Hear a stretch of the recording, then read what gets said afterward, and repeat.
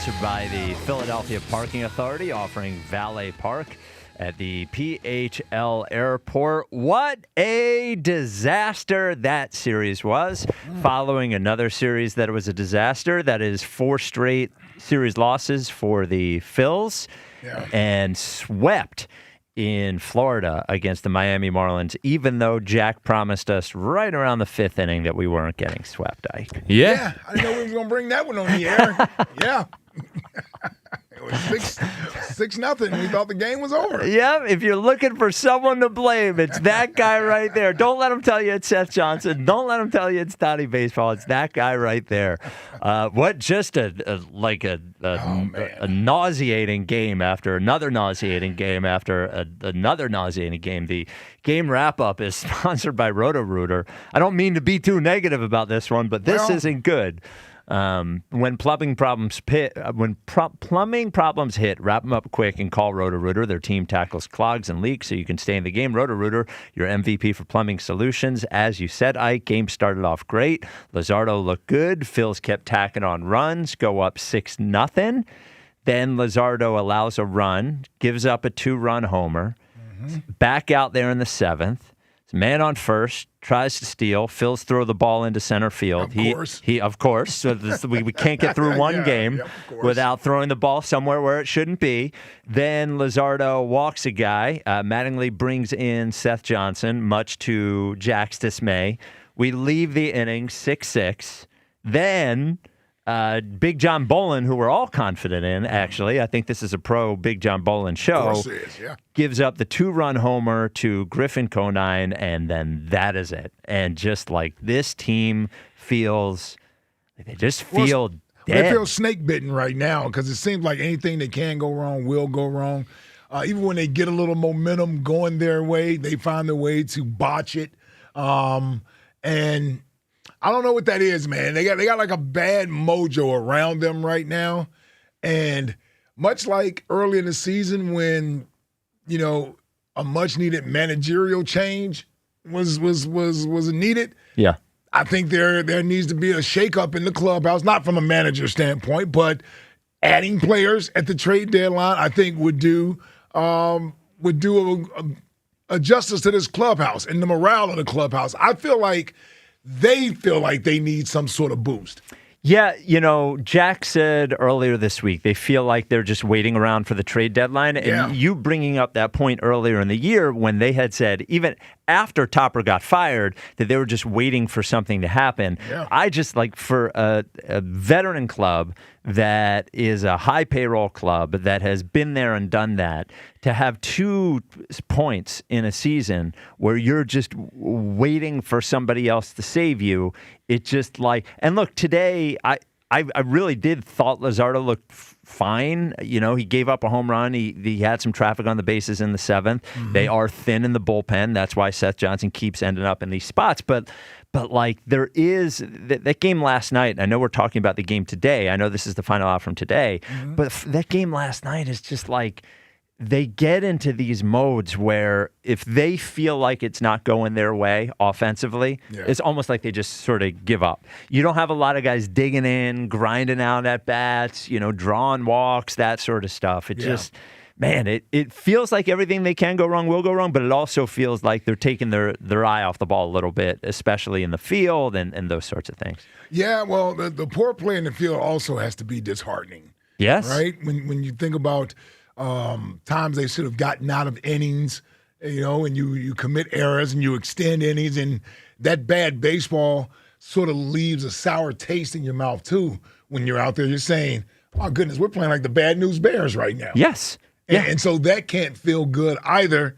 And listen, I'm not sitting here saying it's Don Mattingly's fault, but then you do wonder what can he do to change some of these things. Yes, how does he change or affect the mood in the clubhouse?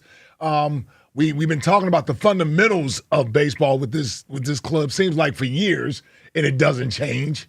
Well, and they have there's so lack of fundamentals, that is. Well, you remember, and the biggest takeaway of the game is brought to you by Morgan & Morgan, America's largest injury law firm. And that is the takeaway for me, is that they have drifted back into everything bad that we felt at the beginning of the year. Now, they weren't getting great starting pitching in the beginning of the year, for sure. And that's not what I'm talking about. But I remember when Mattingly took over, you looked at their errors over the first 28 games, and it was a very high number. And the first, 20, 30 games of Mattingly, it was a very low number. Since the All-Star break, the Phillies have more errors than any team in baseball. That's crazy. And those are just the errors that are count as errors. Well, yeah. Right? We saw a game where Trey literally committed 4 errors, only got charged with 1. Yeah. And during the Sanchez 50-inning scoreless streak, not one error. Yes. Not one error. Yeah. Which feels impossible watching this team now. Well, and it's not an error when JT runs back to second base. Right. Those things don't even count as errors. Right. So 215-592-9494. We will do the final out. Then we will today was the first day of Eagles practice, so we have that coming up as well. But your call is about the Phils right now. 215-592-9494. This is the final out, sponsored by the Philadelphia Parking Authority on the WIP Afternoon Show with Ike, Spike, and Fritz. What if you could have the most reliable fiber-powered Wi-Fi? And get this, what if you could keep it at the same price for 5 years guaranteed? Now through August 24th, new Xfinity customers can get our best price on gig Wi-Fi this summer before it disappears. Just $50 a month for 5 years. No annual contracts, no hidden fees, and our best equipment included. Plus, get online in minutes with same-day Wi-Fi. It's Wi-Fi that finds and fixes problems before you even notice them. Like super intelligent Wi-Fi with a 6th sense. Plus, it keeps you protected from online threats. And get Peacock Premium included for 2 years. Lock in your price and unlock the possibilities. Get it now at Xfinity.com. Xfinity. Imagine that. Restrictions apply. Requires paperless billing and autopay with stored bank account. Taxes and fees extra. Speeds vary. Use of fiber coaxial cable. Learn more at Xfinity.com/same-day Wi-Fi. Think you know how the second half of baseball plays out? Put your predictions to work on Polymarket, the world's largest prediction market. Official partner of Major League Baseball. Who wins the division? Who's buying at the trade deadline? Who takes home the Cy Young? And who's still standing in October? Trade against other fans, not the house on Polymarket. From the trade deadline to the World Series, every game matters. Trade on Polymarket. Download the Polymarket app and use promo code BLAZE to unlock $50 free for your first trade. That's promo code BLAZE. Trading not available in all jurisdictions. Check local regulations before trading. Restrictions and eligibility apply. Up your game and protect your MVP status with Blue Chew, the first ever chewables that give you confidence in the bedroom. Go to BlueChew.com and enter code 94 at checkout to get your first month free. Just pay $5 for shipping. Listen to MLB Insider Calls on WIP all season long. Presented by Grainger. For the ones who get it done, Grainger offers the professional-grade products you need, delivered when and where you need them.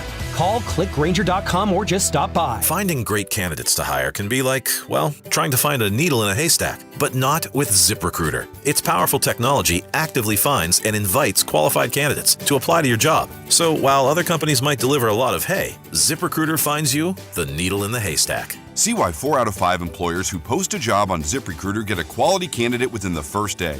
Try ZipRecruiter for free at ZipRecruiter.com/team. That's ZipRecruiter.com/team. ZipRecruiter. I checked Allstate first and saved hundreds on my car insurance. Really smart. Unfortunately, I didn't check if I took the gas hose out of my car's tank. Ooh, not smart. And I drove off while still attached to pump number 3. Yeah, checking first is smart. So check Allstate first for a quote that could save you hundreds. Potential savings vary, subject to terms, conditions, and availability. Allstate North American Insurance Company and affiliates, Northbrook, Illinois. This is the Final Out, sponsored by the Philadelphia Parking Authority. Sports Radio 94 WIP. Jersey Gas at sjgsaveenergy.com. Player of the game, Griffin Conine, who hits a pinch hit 2-run home run off of Jonathan Boland to give the Marlins their first sweep over the Phillies since 2019. Been 7 years since the Marlins swept the Phils. And his dad, of course, was in attendance. So another generation of Conines crushes the Phillies. Did Jeff Conine? Jeff Conine was a legendary Philly killer. Really? I don't remember that. Yeah. Back in the day. Him, McCann, Braun. Yeah. You can kind of start listing them. Yeah. Because Conine was like good player, not a great player. Like great players kill the Phillies. Like Freddie Freeman wears the Phillies out. Yeah. Except for Shohei Ohtani somehow. Yeah. Like, he can't hit the Phillies. Yeah. We got that. We do. Jeff Conine, legendary Philly killer. So where's your mood? I see you've been fighting the haters. So I don't know where you are. I don't know either. I don't know. I'm annoyed. And now, like, of course, last night I send out a PSA, and then they do that nonsense today. You sent out a PSA. Yeah. What was your PSA? A PSA is like they're not selling. It's like stop whining. Jesus Christ. Anyway. Whoa. I just let's not take the Lord's name in vain. It's not his fault. It's not his fault. You know, he wouldn't have put Seth Johnson in a 2-run game in a leverage spot, but at least our manager did. So I'm like, who are we putting in there? You're putting Jonathan Bolin in the game. The guy who gave up the goal. Who cares? It's a different spot. It's a different spot. It does not go that way. It's the top of the lineup. Like having him come in the next inning when it's already tied up is ridiculous. You get him in a spot where you still have the lead. You're gonna pitch him anyway. The manager does not understand leverage situations. So then who's pitching the next inning? You figure it out with the lead. You go Meza. You go like that's how you can piece it together. But at least you still have the lead. You go to Bolin. Bolin, the guy that gave up the 2-run home run. In the inning later, yes. I understand So that. Bolin would have been better with 2 men on base as opposed to nobody on base. We don't know how it would have turned out. Okay. Because to say he's going to allow a home run, I don't think is fair. I understand an inning well, later. He did allow a home run. I know, but that means he's going to allow a home run in that situation? No, it doesn't. So it is. Well, Bolin. it doesn't mean he's not going to allow a home run. I understand that. Don't get pissy with me. I am getting pissy because it should have been Bolin, and this might have been a different story. But it wasn't, and he brings in Seth Johnson, who they just have to DFA so that he can stop going to him. He goes to him all the freaking time in spots he should not belong in, and it's part of why Bryce is right. No, we're not doing that. 94-94. 215-592-9494. Ed in Phoenixville, you're on WIP. That's good passion. You know what, Jack? I think the entire team needs to join you and Walker on those accountability hills like every morning until they figure something out, because this is absolutely freaking ridiculous. Like, they need to leave that visitor's locker room in tatters. Some tables need to be turned over. Like, it reminds me of, like, you know, a 5-year-old child who, like, you know, does something wrong and then you correct them. But without like continuous enforcement, they'll just revert back to their old behavior. This is what's happening. Like, and I just don't see it. I mean, can Don Mattingly flip that switch? Do we have the talent? It's just the most infuriating situation I can remember. Yeah, for them, thanks to the call, Ed, for them to have two, I thought we were done with this part of the season. I didn't think they were going to play 600 ball the rest of the season, but I thought this part, the first 28 games, was this part of the season. And it seemed like going into the All-Star break, they had hit a little lull, but they were playing 500 baseball. And it's the last four series. They've lost every series in this sweep, and 2 ugly wins. Well, actually 3 ugly losses in this sweep. They showed a little bit of mettle in the Wheeler game, I thought, but last night was a give-up spot. And this night was a bummer. 215-592-9494. Talking about the Phils. We will finish up the final out coming up next, and then get on to Brycey Poo and his comments yesterday. This is leading off on this is the final out on 94 WIP, sponsored by the Philadelphia Parking Authority. Some things you can always count on, like a backup on the Conshohocken Curve. But shouldn't your home internet be a different story? Switch to Verizon Fios and get 100% fiber optic dependability at home. Verizon mobile customers can get super fast, ultra reliable internet for just $20 a month. Trust us, it moves a lot faster than the Schuylkill Expressway. Don't get stuck in the slow lane. Visit Verizon.com to switch. Availability varies. For new Fios customers with AutoPay, Mobile Plus Home, and bonus discount. Enrollment required. One offer per eligible account. Additional terms apply. Limited time offer. Celebrate the legendary voice of the Birds, Merrill Reese, at Merrill Live. An unforgettable evening of stories, memories, and behind-the-scenes moments with Merrill Reese and special appearances from some of your favorite players and more. Merrill Live at the Scottish Rite Auditorium, Tuesday, September 15th. Get your tickets now at 94WIP.com. Sponsored by United Tire. Don't drive alone. Drive United. And Moppert Brothers Collision Services Group. Family-owned, quality-driven, trusted for 50 years. It's Gabriel Fluffy Iglesias Live. When it comes to the department of cuddling, this is what I want. I want a woman. I want a big girl. Oh yeah. Oh yeah. This way we both can agree on the temperature of the thermostat. Saturday, September 5th, 5 and 8:30 p.m. Borgata Hotel, Casino, and Spa. Tickets on sale now at theborgata.com. See Joe Conklin, Ray Didinger, and Glenn Macnow count down the greatest moments in Philly sports at the Ocean City Music Pier, Thursday, August 6th. Get tickets at joeconklin.com.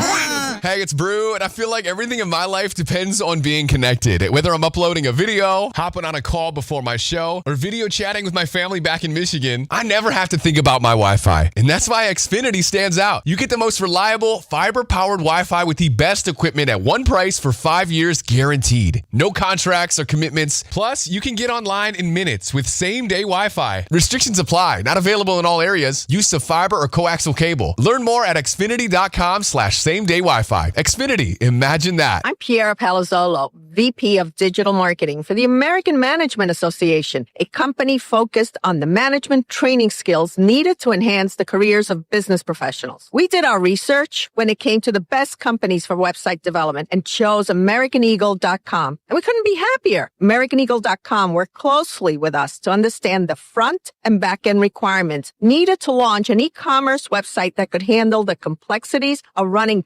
thousands of seminars nationwide. Our robust new website and improved SEO saw immediate increases in site traffic and web revenue. If you're in need of managerial effectiveness and success, visit our website at amanet.org. If you're in need of a website that provides an unparalleled consumer experience, I highly recommend AmericanEagle.com.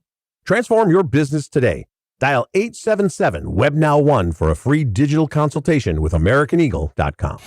This is The Final Out, sponsored by the Philadelphia Parking Authority. Sports Radio 94 Berkman to Starling Marte. I know I'm talking about things that no one cares about, but That's all right. but like Let it out, buddy. this is up there. Between Monday night when you have a 2-run lead and you're like, oh, you fought back. Like after the Yankee series, it's okay, you lost, you won the last game. It's like, let's carry this momentum. They actually do their job, fight back in it, and Duran blows it. Last night, just laying an absolute egg, and then today, 6-0.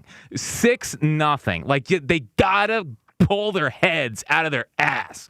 Like, they're waiting around for the freaking deadline, and it's gonna cost them in the wild card standings. Like, they're probably still gonna make the playoffs because the teams that aren't, like, teams behind them, I think stink, and it's eventually going to catch up to them. Like, I think the Pirates stink. I think the Nationals stink. I think the Cardinals stink. But like, this isn't good enough, and it's like a symbol of almost who they are in a way. And yes, I think they can make moves, and I think that they can do things to shore up the edges of the roster. But I don't think there's like an all-in type move coming. And it's these guys. They can go out and get a couple bullpen pieces, and they will. They can go out and get a 4th starter, 5th starter, and they will. They'll go out and get a bat. But it's these guys, and the fact that they're doing this again after we went through this in April, that's incredibly annoying. That is incredibly annoying. Against that Marlins team, how they've been playing, where their bullpen is, to not be able to take advantage of it is infuriating. Well, here's what's also frustrating is that, listen, we'll get into the hitters and what they could be doing and should be doing, the amount of money they're making. But the pitching has also contributed to this. You know, Zach didn't have his best game the other night. I know he wasn't feeling well, but he didn't have his best game the other night. I think Luzardo's had a little bit of up and down. I think even Sanchez may have had one in this stretch, right? And now you got Duran, who blows just his second save, but now he's involved in it. And then the bullpen, you know what that is. And the hitting is hot and cold. So it's really a collective effort.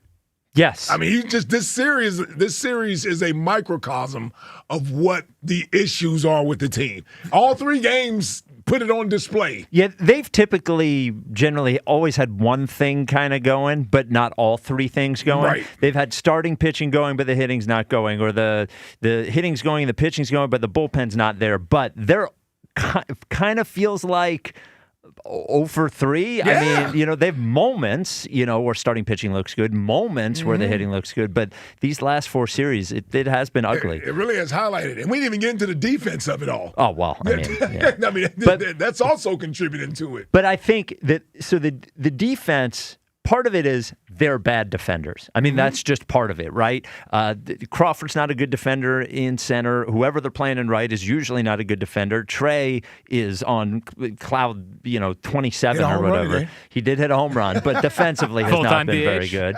Yeah, was DHing today, worth noting.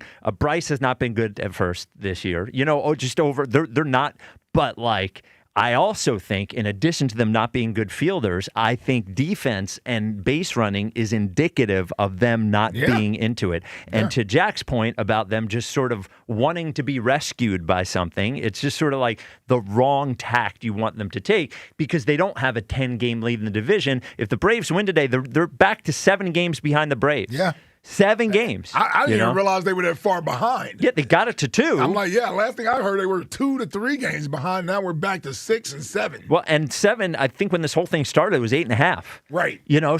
But essentially, that all the ground they made up, at least in the division, is gone. Yep. Today's wow moment of the game is brought to you by the New Jersey Division of Travel and Tourism. From waterfalls to fairways, mountain resorts to lighthouse tours, find your wow at visitnj.com. Wow moment of the game in honor of Jack is when Don Mattingly brought in Seth Johnson. Because I knew how Jack was going to react when it happened. It was a wow moment. They gotta just send him down. Just save him. Save him. He's always, I can't wait to press the Seth Johnson button. Get Seth in there all the time. How can I get Seth Johnson into a tight game? Don Mattingly wakes up every single morning thinking, how am I going to get Seth Johnson? At least warming up. He has to warm up. I don't know. Just get him in there. We'll figure it out. Seth Johnson in a 2-run game. Jack is sick of me having the belt. He's definitely working on it. Yeah. Definitely working on it. 215-592-9494. Phils lose again. We will get into the actual WIP afternoon show coming up next. This has been The Final Out, sponsored by the Philadelphia Parking Authority. Are you ready for the biggest drop of summer? Yeah, that kind of drop. Hershey Park is the only place where the drops go wild, sweet, cool, and are totally unbeatable. Drop your worries and drop into fun. From sky-high coaster climbs to full-send water slides, this is where the drop hits different. Literally. Right now, summer is at peak level, and it won't last forever. So grab your shades and drop into Hershey Park happy today. Get year-round protection for your home's cooling, heating, plumbing, and electrical systems when you join Comfort 360 from Horizon Services. Members get instant access to exclusive savings like 15% off all repairs and up to $2,500 in rewards credits. Join now for just $19.99 a month and enjoy benefits like 2 seasonal HVAC tune-ups each year and waived diagnostic fees for any service. Ensure your home comfort is always intact with Comfort 360 from Horizon Services. Join at horizonservices.com. You don't need another opinion, just the facts. What caused that crash on the Schuylkill? Will it rain before the kids' game? What happened at the school board meeting last night? At KYW News Radio, we don't take sides. We take notes, delivering the information you need to make the best decisions for your family. The news you need whenever you need it. Depend on KYW News Radio, Philadelphia's most trusted news leader for more than 60 years. Wawa's your all-day destination for whenever you need a little something extra. A little something dreamy, like a strawberry cheesecake cream smoothie. A little something tropical, like a piña colada float. Or a little something to dig into, like a caramel cookies and cream parfait. Sweet cravings, midday rewards, late-night treats. Wawa's your all-day destination for ice cream parfaits, floats, and cream smoothies. Gotta have a Wawa. Indeed presents hires you can't afford to get wrong, like a social media manager. Did you just post our Q4 earnings to your personal social media? Oh yeah, used a trending audio and everything. That's confidential financial data. Relax. It only went a little viral. The SEC just commented with the eyeball watching emoji. This is a job for Sponsored Jobs. This is what happens when you don't sponsor your job on Indeed. Next time, get matched with quality candidates with Indeed Sponsored Jobs. Visit Indeed.com/hire now and sponsor your job today. What do parents think of back to school at Staples, where supplies start at just 25 cents? Staples has the latest laptops with up to 40% savings. I may hug the cashier. So embarrassing. It's the most wonderful time of the year. It's a wonderful time at Staples with up to 40% off select tech. Staples. That was easy. Visit Staples today or shop online and in the app. Ends 9/12. Exclusions apply. 94 WIP HD1 Philadelphia, live from the Tasty Cake Studios. An Odyssey Sports Station. This is the afternoon show with Ike, Spike, and Fritz. Sports Radio 94 WIP. But we're going to pack 4 hours worth of material into 2 hours and 15 minutes. Ike, how you feeling, brother? Damn right we are, Brother Spike. Are you kidding me? What an outrage down there in South Florida. It has been the last 3 days. What are these guys doing? Living on South Beach? Come on, man. Get your head in the game. Get your head in the game. Jackie Baseball, here's the deal. We got till Monday. To get this thing right and on the right path. If not, we're going TNT Dynamite to this thing next week. I'm just letting you know that the Birds hit the field today, so that brings me joy. Holla at your boy. It's the top of the lineup in the 7th inning. It's a righty, whatever. Well, Elliot will join us at 4:30 to tell us everything. Stop in the middle of his analysis? Yes. He's still going. He's still going. Yes. So angry. So Elliot will join us at 4:30 to tell us everything that happened in Eagles practice today. Including Elliot's MVP of the first day of training camp. Yeah, we'll have the grade for Jalen, but his MVP. But we will start off talking about what Bryce Harper said last night after the game. So if you haven't heard it, here is what Bryce said.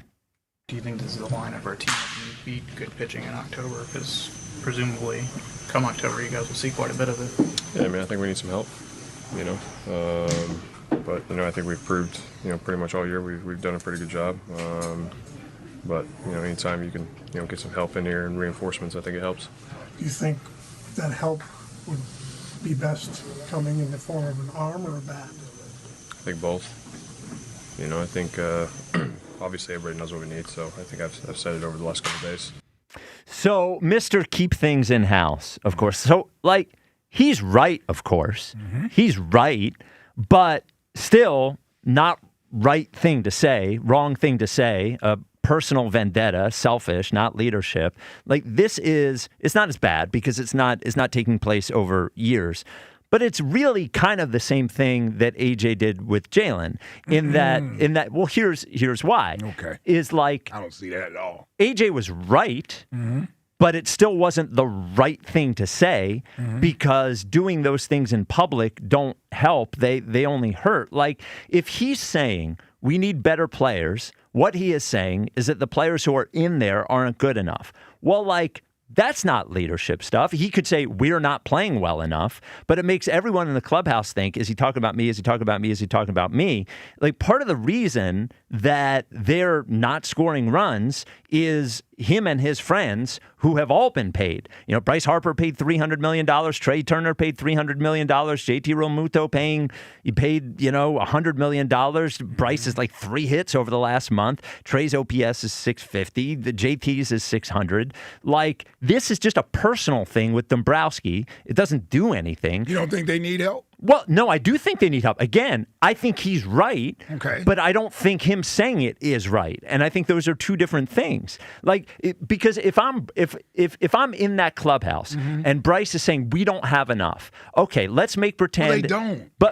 But let's make pretend it's Monday at 6:05. Yeah. And the Phillies make two moves. They get a middle-of-the-road bat and a middle-of-the-road, starter. Okay. So what are we doing the rest of the season then, Bryce? Like, is that enough? If I'm on this team... Well, we're going to determine if that's enough by the caliber of move Dave makes. I think it'll be obvious. Like, if they go get Buxton, I don't think everybody will be happy. If they go get some also-ran name that doesn't really do a whole lot, we're all going to say, well, Dave didn't do anything to improve the roster. But I'm not talking about me. I'm talking about him. Yeah. Like, I'm talking about him and this team. So if at the trade deadline he's saying we need all this help, and they get a mediocre amount of help, then does the team just lay down and die? No. Well, but that's what I think he's setting that up. He's not going to lay down and die. You know that. I know that. He's not giving up on the season.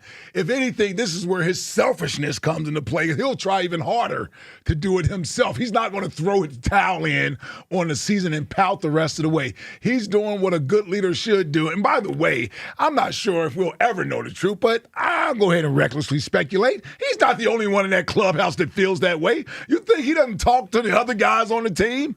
No, he's talking about the bottom part of the roster that isn't doing anything to necessarily support the team. Well, I mean, the top part of the roster is not doing anything. The top part of the roster dug them out of a 10-game below 500 streak.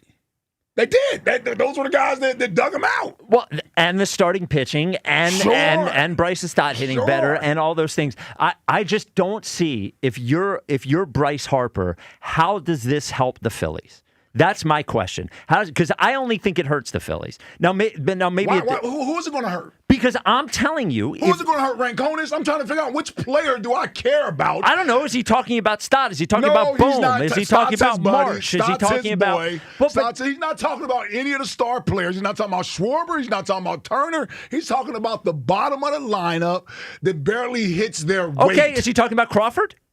Could be. Okay, well then we know Crawford's not going anywhere. Well, I don't know that. Yeah, well, he won't go anywhere for somebody insignificant. Well, but my point is, if Crawford gets traded, it's going to be an upgrade. But my point is if the trade deadline, doesn't go the way that it should, right, then is Bryce Harper saying we are not good enough to win the World Series? And if that is the case, then what do we expect from the Phillies the rest of the year, where their best player and their leader just admitted they're not good enough to win the World Series when they have the fourth highest payroll in baseball? So let me get this right.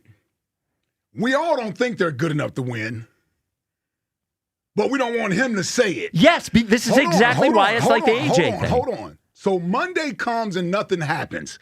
How do you think we feel as fans? We feel disappointed. So, I don't know. Should Bryce tell us, don't worry about what they did? We're a World Series contending team. What Bryce should tell us is... He's going to go play. So, the message should be that we're a World Series contending team. He's going to lie to everybody. What Bryce should say, again, just like AJ... It's not like AJ. It is. No, it's not. Was AJ right? AJ, hold on. First of all, you're going to make me bring AJ in this because you brought him in. He did it when they were winning games. He did it when they were on their way to a Super Bowl.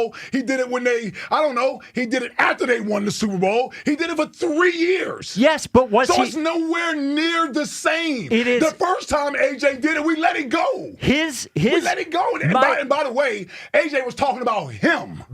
He was talking about him personally. Well, so's Bryce, because Bryce wants a big right-handed bat hitting behind him. No, that's why his agent complained about him not having anybody hitting behind him.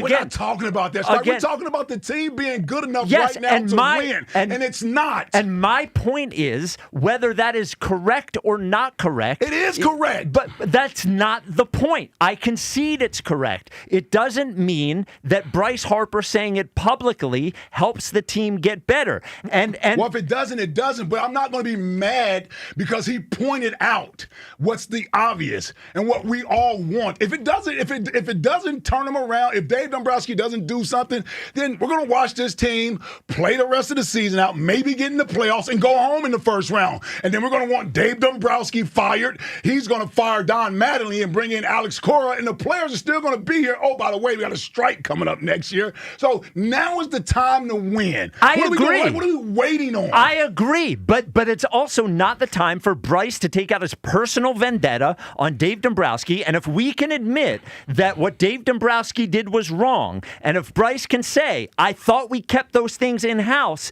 then maybe Bryce, the GM, should keep things in-house instead of publicly campaigning for roster moves again. Okay, so here's where I'll go with that.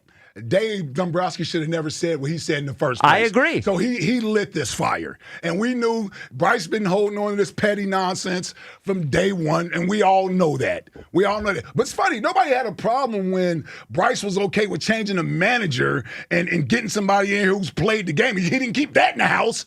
He didn't speak any about those things. I didn't hear any player put it on their shoulders and say it was on us or this, that, and the other. Everybody was, oh yeah, great. We got Don Mattingly here, somebody who knows baseball. Now he speaks his mind about getting help for the team. We don't like it. So when he speaks his mind about something that we're okay with, nobody has a problem with it. But when he does it, it's something that we don't like. Now we're going to blame him or say this is not good leadership. I just disagree with that. I think he's putting pressure on Dave Dombrowski. Now, if Dave Dombrowski doesn't do anything, then it's on Dave Dombrowski. This is his roster. What did he do in the offseason significantly to improve the roster from last year? What did he do? Nothing. He comes back this year. We're all saying he's going to do something at the trade deadline. We're going to make a move. If they're in contention, we're going to make this big move. If he doesn't make a move, then the roster is what it is, and it's not good enough. And Bryce, who's one of the faces of the team, one of the leaders on the team, we're going to blame him when they don't come up big in the postseason. Right? When they don't come up big in the postseason, we'll rip Bohm or we'll rip the bottom of the roster, the Crawfords and whomever is at the bottom of the roster. Come on, Dave Dombrowski, get something done. Bullpen needs help. Starting pitching is leaking. We're acting as if that's all fixed. I mean, I guess that was a one-off for Christopher Wheeler. I won't go crazy about that. But Luzardo, I don't know. For a guy that throws as hard as he does, he also gets hit hard as hell, too, from time to time. Well, he had 6 straight starts, giving up 1 or 0 runs. Nice. He's been pretty good. Yeah, well, in run department, he gets hit hard, though. Okay. 215-592-9494. Chuck in Mount Airy. You're on WIP. What's up, Chuck?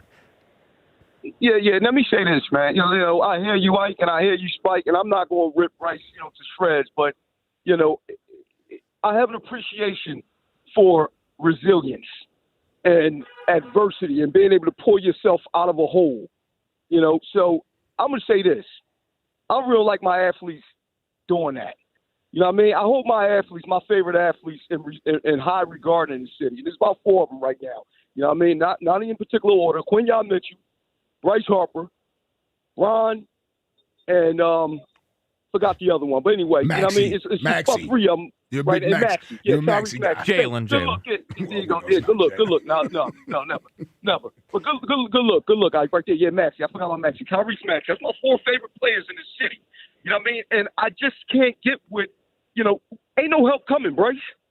Ain't no help coming, man. You are the help. You know what I'm saying? And you've been the help since you've been here. You know what I'm saying? It ain't nothing changing here. We already know what Dave Dombrowski is. He's a jackass. And that's just as simple as that. He's not going to make a move because he probably don't believe in his team. But it's up to you to believe in your players and believe in his team, man, and give them confidence that we can pull ourselves out of this, man. It's not a fairy tale. It's not a fairy tale. Let me look at the bottom of this roster. What are we pulling up? Is Seth Johnson going to get better? Can Bryce give Seth Johnson a pep talk? Huh? No, you need to talk to his man, Trey Turner, who could be a part, who could actually be the best hitter that we could possibly get. Ain't nobody, when Trey Turner was on this game, ain't nobody better than Trey Turner, that we could trade for right now. You know what I'm saying? That's who needs the help. It's Kyle Schwarber, who's Mr. Only hit when they're up by 4 or 5 runs. They only hit a home run. I told you, he's a meaningless home run guy. You know, so where's he been? Talk to Trey Turner about being able to play shortstop a little better. You know what I'm saying? Act like it ain't his first time playing shortstop. It's other things that you can do in that locker room. I can't believe we're okay with this roster staying like this. I'm not saying it's okay to say like this. Like, what I'm saying is not okay to come out of publicly say that. We just going to lay down and die like dogs. He's not going to lay down. You know he's not going to lay down. I'm not saying he's not going to lay down, but the other guys, they don't have the mental capacity that he has. I didn't like him. And we should be we should be so worried about them because, I don't know, somehow they're all going to be turned into 275 hitters the rest of the season. Yeah, but these guys are mental midgets, man. That's why I gave up on them. I'm done with them. Because, I mean, they've done this year after year after year. You know what I mean? They publicly said they wanted the manager gone. So this is why they didn't, everybody was happy with it. Everybody was okay with that. Now they doing the same, but now they doing the same thing to Don Mattingly. When is this team? When you going? Look at yourself in the mirror. We haven't even got to Don Mattingly yet. Don Mattingly threw gasoline on this. And I knew once he get into this position, he's not going to know how to handle it. He's so busy worried about the bottom part of the roster and being Mr. Manager. You out here countering what your star player is saying? Yeah, that's a way to keep the clubhouse.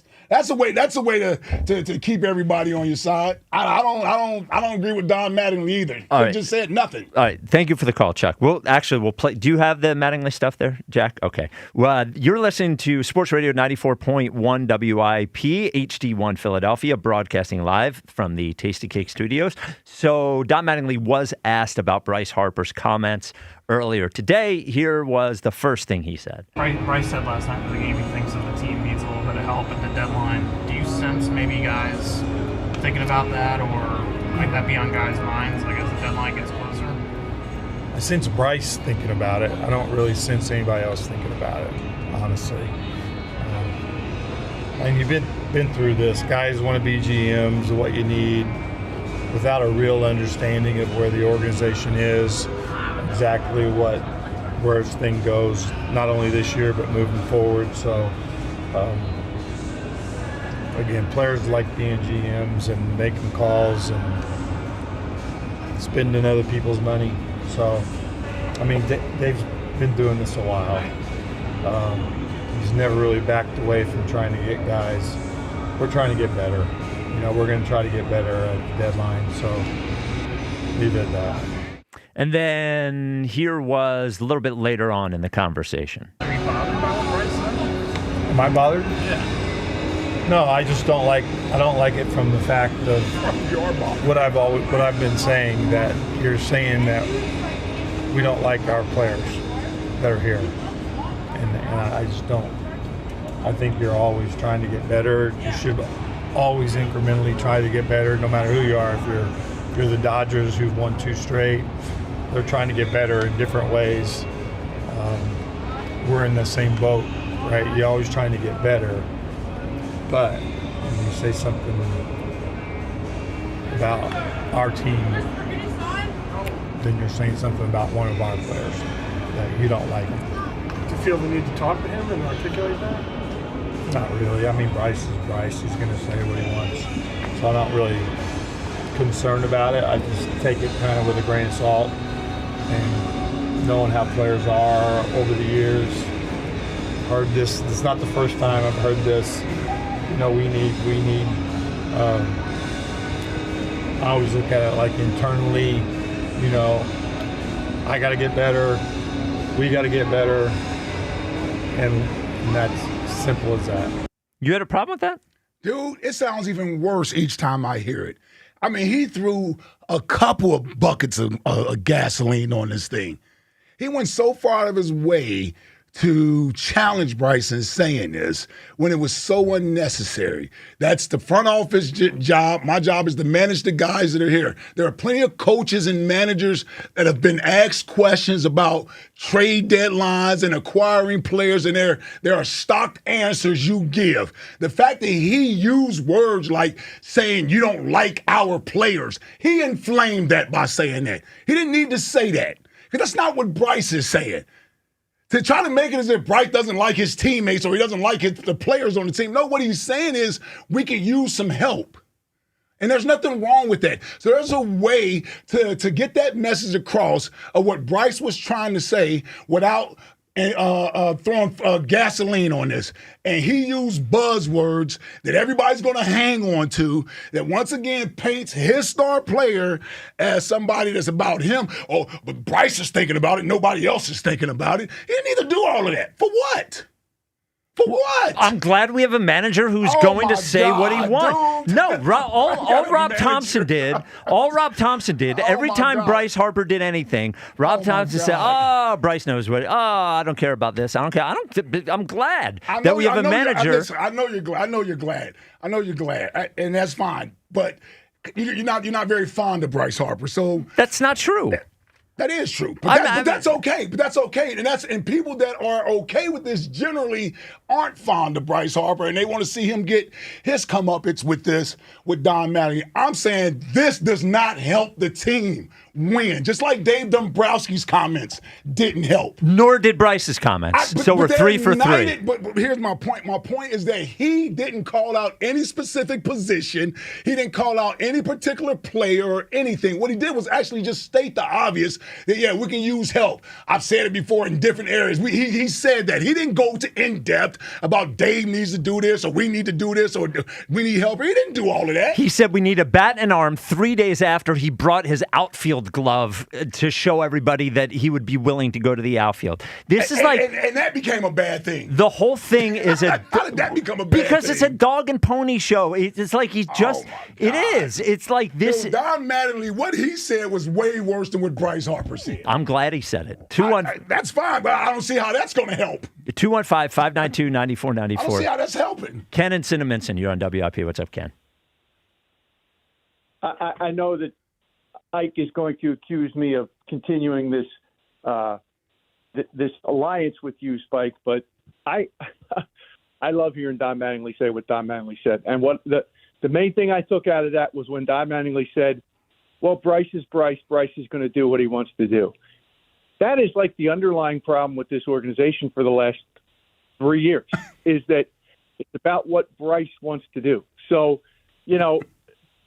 this notion that you can atone for the sins of the offseason at the trade deadline. We've been here every year. I think I said the exact same words at the trade deadline last year. You can't atone for the sins of the offseason at the trade deadline. So signing Kyle Schwarber to a $155 million 5-year contract is not a I want my effing trophy back move. It is a I want my effing 3.2 million butts in the seats next year move. That's what that is. Kyle Schwarber did not put this team any closer to winning a World Series. When you think of what Hold on, was that Bryce's idea? How they could have What's that? Was that Bryce's idea or his fault they brought back Kyle Schwarber? That's not what I'm saying. Oh, okay. I'm talking about Dave Dombrowski. Oh, now. okay. Okay. I was confused. I didn't know where you were going with it. You said you were aligned with Spike, so yeah. Go ahead. Dave, and I am not an ally of Spike's. I am an ally of the truth. So whoever spins the truth is who I'm going to agree with. Okay. But Dave Dombrowski is the original sin of this organization, and he has been for the last 3 years. So the way they could have reconstituted this lineup with that $155 million, rather than giving it to a guy who's going to strike out 1,200 times over the life of that contract. And of course, the analytics guys will tell you, well, strikeouts don't matter. So there's nothing that they can do at the trade deadline that's going to undo the negligence of Dave Dombrowski over the last 2 off seasons, and the fact that they have doubled down on this now aging out core of players because they have. Because I don't know if they really deluded themselves into believing that they have a chance to win the World Series. But here's what they know: there's 3.2 billion people coming through those turnstiles at Citizens Bank Park every year, and as much as John Middleton might want his effing trophy back, this is a business for John Middleton, and he wants that money too. And I don't blame him for that. It is a business. But don't piss on my head and tell me it's raining, because I'm not stupid enough for that anymore. So. When you really look at this and the fact that the last 2 off seasons, like, the Phillies should be sellers at this trade deadline. Forget buyers.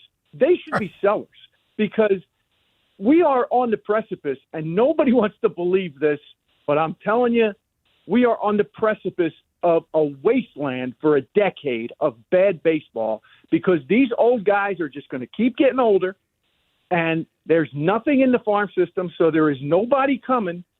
And firing Kevin Long might make people feel good, but the real problem is the digit heads across the street on the building in Darien Street across from the stadium that have convinced this organization at a cultural level that putting the ball in play doesn't matter, that strikeouts don't hurt you, that none of that stuff means anything, that you can get away with bad defense.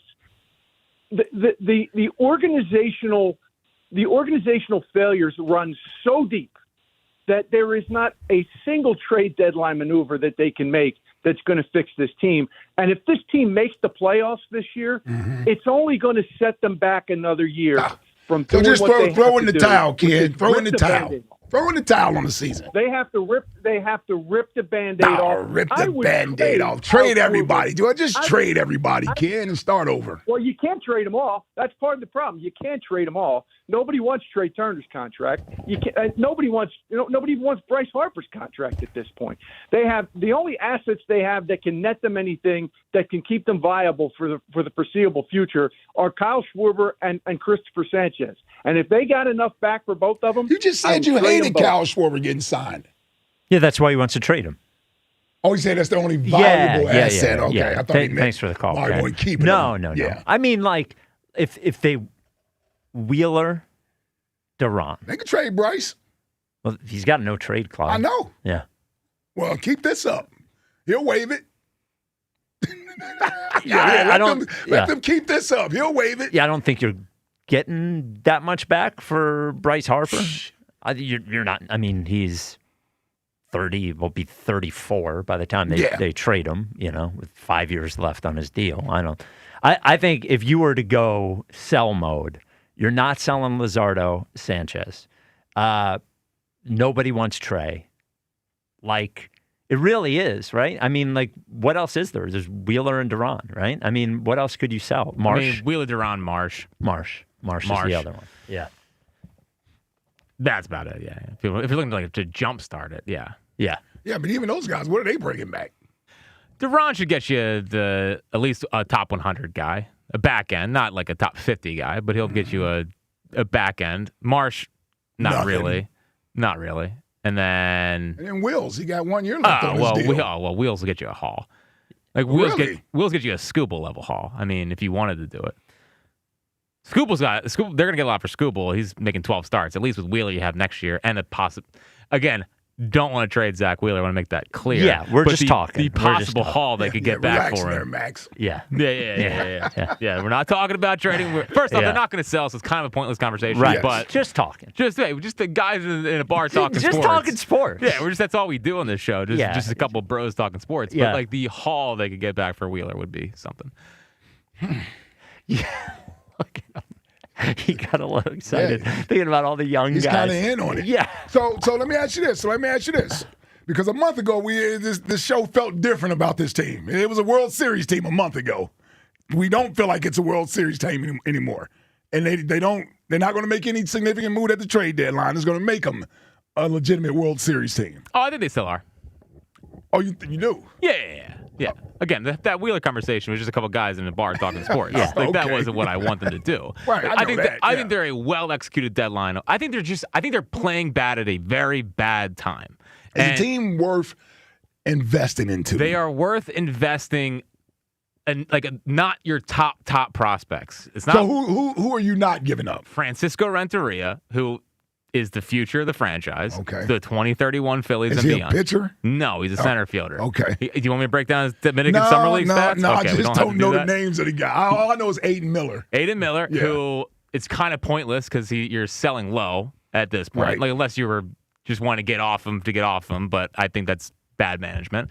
And then it comes down to do you want to put Gage on the table? Do you want to put Painter on the table? Do you want to put even Justin Crawford? Are we open to Painter or no? I'd be open to Painter if it gets me a needle mover. Okay. Yes. You open to Painter? Oh.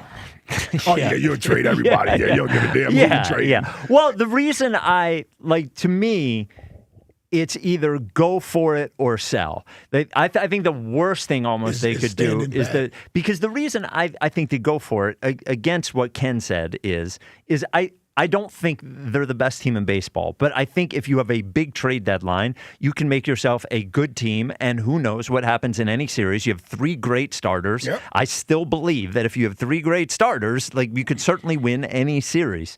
And they have enough pop in the lineup that could win those series with 3 great starters. Or if you're saying, I don't believe in this core anymore, we need to rebuild our farm system, then go ahead and do it. For me, the worst thing is to go into this deadline and say, well, we're good enough to get into the playoffs, so we might as well just, we add a little here and a little there. I don't want to do that because I've an aging core of $300 million payroll. I either want to go for it or not go for it. I always think the worst thing is in the middle. So I hear you on that. But like, what if the going for it is for trades for like pretty good pieces rather than like one big. Yeah, that's fine. Does that count as going all in? Yeah, I have to see it because I think there's saying they're going to address the bullpen. You think they'll get a bat? Yeah, I think they're going to get. I think there's like 4 trades they can make. Okay. I think there's 4 trades they can get: a reliever or 2, or a reliever, and then a starter that they can turn into a reliever. Still want a starter. A starter they can turn into a reliever, like a Seth Lugo or Clay Holmes type. And then they'll get a bat, and maybe like 2 bats if they have to, because now they're playing Marsh as a platoon guy. So like, does that count as all in? Does that count as like pushing your chips in? Not all in, but I think it counts as a significant move though, because you're addressing 3 different areas. Well, yes, if they have a deadline like that, and then they grow up and play baseball, right? Like in the way that they're assuming that they get back to playing baseball. Yes, yeah. I mean, like just. Was that you that told me the schedule is lightening up? Well, heading into the series, it was 31 straight games against non-playoff teams, and now they got swept down here. So now it's 28 straight against non-playoff teams. That included the Marlins. Yes, it did. Yeah. Yes. Who had lost 12 consecutive games. Let's make sure we hammer that point home. Yeah. They had lost 12 consecutive games. But like, if they make a couple trades, they start playing. Like, there's still 2 months left of the season. After August 3rd. Yes. Sure. Yeah. So there's still time. Yeah. How they're playing right now is not who they may ultimately be in September. It's really annoying. But I still think you got to go for it. Yeah, I would have, I think going into the deadline, you could look at it 2 ways. You say, okay, if we look bad, then maybe it makes the front office more desperate to go all in. To me, I want to feel good going into the deadline so the front office believes in the team enough to go for it. I think that's where I am. 215-592-9494. Andrew in New York City. You're on WIP. What's up, Andrew? I am not doing great, guys, but we're trying to get through it. Fritz, I want you to talk me out of sell mode, because right now it seems like even if we make moves like the ones you're describing, it won't change the makeup of the team at its core. It won't stop guys from swinging out of their shoes at nonsense. It won't make them different players. It won't cure Trey's errors. And I'm just not sure it's worth going all in and selling the farm and, having the dark days of 2013 all over again. But again, I don't think you're going to have to sell the farm. I think that they have they have good enough prospects to complete deals that are protecting the top guys in the system. And I'm not sure there's even a big trade they can make out there outside of Buxton, who I don't think is going to end up waiving his no trade, or Skubal, which I wouldn't do. It's 12 starts, and then he's hitting the free agent market. So I think that this fear of depleting the farm system, I just don't really feel, because I think they can do both. They can protect some guys and make enough trades from their other prospects. And does any of that make Bryce stop trying to uppercut every, down and away slider or anything? It just seems like no, they need internal improvements. Yes, they need internal improvements. Yes. But they're also playing at a 100-win pace before the last 3 weeks. So they have shown that ability this year as well. Yo, what pace are we on now? Not a good pace right now. Right now, the pace is bad, Ike. It's a bad pace, okay? All right. And last, and I will let you go, what are the prospects of Painter coming back up? Because he's looked really good in his last 2 starts. Well, he's looked better. I don't know if they're major league outs yet. That's the issue. Like the numbers look fine, but like you got to dig a little deeper.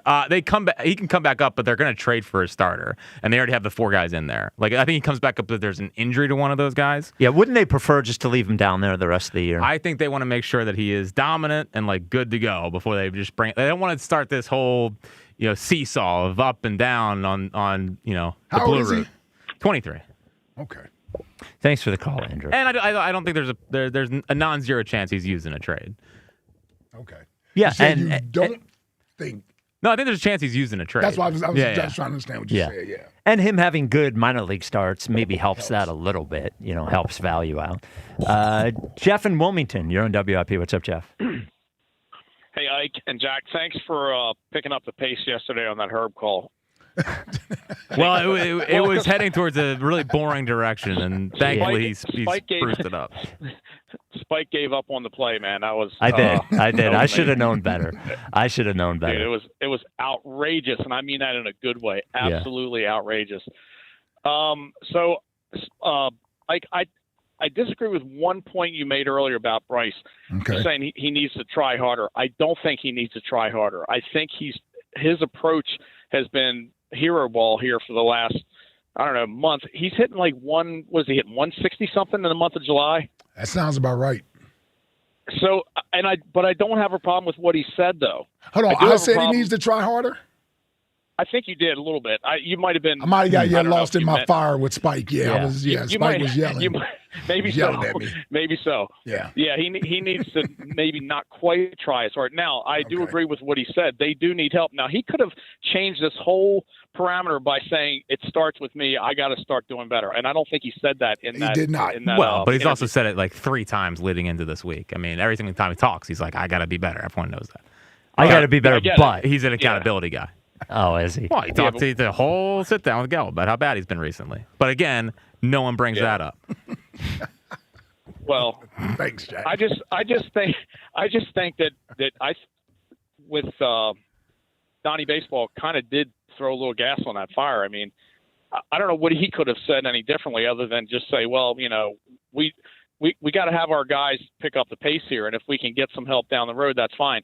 Don't really direct it at what Bryce said. Do you know what I'm saying? Yeah. It could have been done a little bit differently. But man, on today's episode of what do I think they need? I think they need bullpen help the most. Because see, today you couldn't bring Kerkering in in that situation with Johnson because Kerkering would have blown that lead also. He's only good when there's like nobody on base. Well, so also you're limited on who. Yeah. Also, he pitched last night. I don't even know if Kerkering was available today. Yeah, he was down. Yeah. I get it. I know. But what I'm saying is that's what I'm saying. Their whole bullpen right now, they're so limited on what they can do with what they have. Yes, it's the way the thing. Thanks for the call, Jeff. I guess what Jack said in terms of bringing in Bolin when he brought in Seth Johnson, it's almost like you're saying he should manage each one of these games like a playoff game in that just get me out of this inning and then we'll see what happens in the next inning. Like the mentality is it's better to have the lead than not have the lead. Sure. And you'll take your chances, especially, and it was the top of the lineup, I guess. Yeah. So you have Bolin against top of the lineup or Seth Johnson against top of the lineup. Yes. Unfortunately, and even if that ends up being right, that the bullpen situation is such that you are going to end up with some inning with some guy that you don't want pitching. But I guess your point being you don't want it with 2 men on. 215-592-9494. Corporal Jack in Newtown. Wow. You're on WIP. Hey, Corporal Jack. Corporal Jack. Yeah. That's right. Good afternoon, gentlemen. What's up, Corporal? Okay. What's up, Corporal? The caller before stole my thunder a little bit, just a little bit, in that it starts with me. If he said that, it would have taken it off the other players. He's saying it's accountability with me, and he expects each one to do the same. Now, Trey Turner. Trey Turner has struck out 106 times so far this year. All of last year, he struck out 107, and he was a batting champ.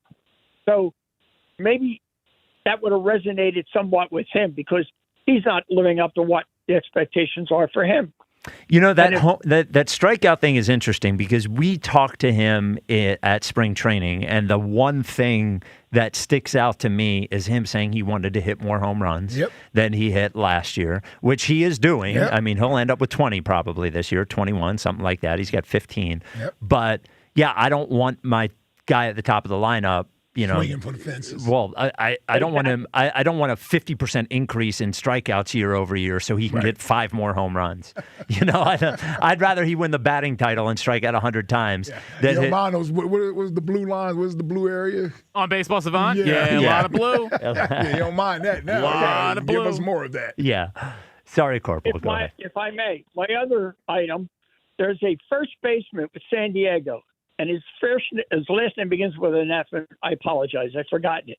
Ty France. He's a platoon. Beg pardon? Ty France. Yes. Okay. And he's played, I think, in 45 games this year. So far, he has saved, that little thing that they say, run scored, saved. He's 11. Harper is at 1, and he plays every day. Harper is not good defensively on ground balls to his right side. His left side, he's not that far off. He can get to them. But no, he's not a first baseman. If they could make a trade for that guy with San Diego and bring him in first base full time, and he's batting over 300 also. He's not a big power hitter, but he gets on base, has a high on base percentage, and a 305 batting average, I believe. If they could get him for some minor league club, move Harper to the outfield, they would strengthen themselves in 2 places. One, defensively, and a man who can hit, and put Harper in the outfield where he's much better, I would think, hopefully, cross my fingers, and do that. And I want Crawford in center field all the time. And, the other guy. Marsh.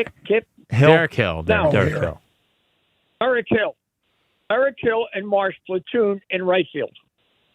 So you want Bryson left? One other thing. Okay. One other thing. Yeah. All right, left. Sorry, left. One other thing. Yeah. Who's the general manager of the Phillies? Well, officially, general manager is Preston Mattingly, but the president of baseball operations is Dave Dombrowski. Yes. Maybe if they just kicked out Dombrowski and left it up to Mattingly's son, they'd be a lot better. That's a great idea. Totally endorse that idea. Well, Jack, Jackson is his Maury era.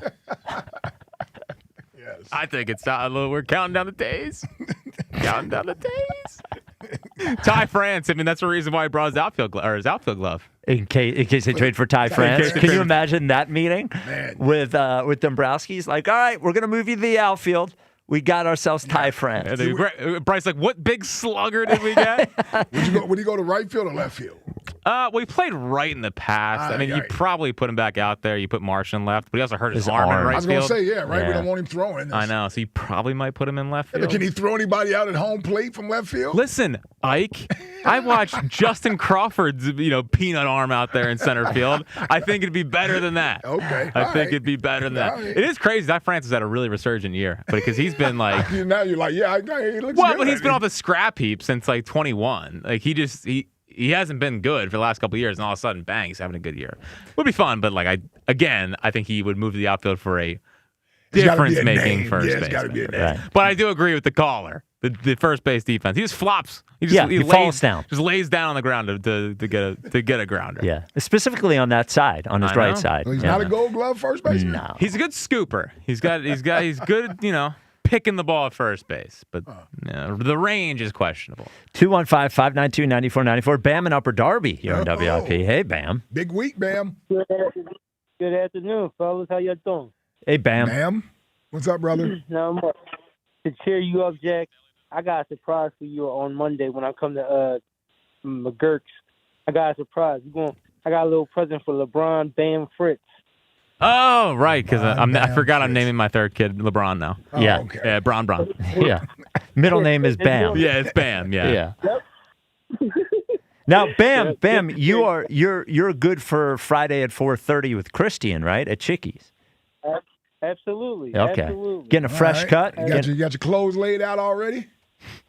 Got a fresh cut. Got my nice laid out. I mean, I got my what you call them? My choreographer, my designer, what do you call them? The people that dress me up. Taylor? Oh, you mean a tailor? Yeah, I got me a tailor. I got a nice outfit.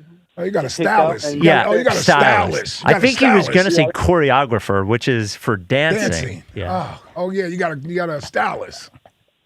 Yeah. Okay. So before I get my fourth point, right? I was trying to call the show the other Monday and Tuesday, right? Mm-hmm. To give my next question answer. The animal would have been a cobra, king cobra. Oh, we're not doing and this. Yes. Do you have any next questions from last week you'd also like to address?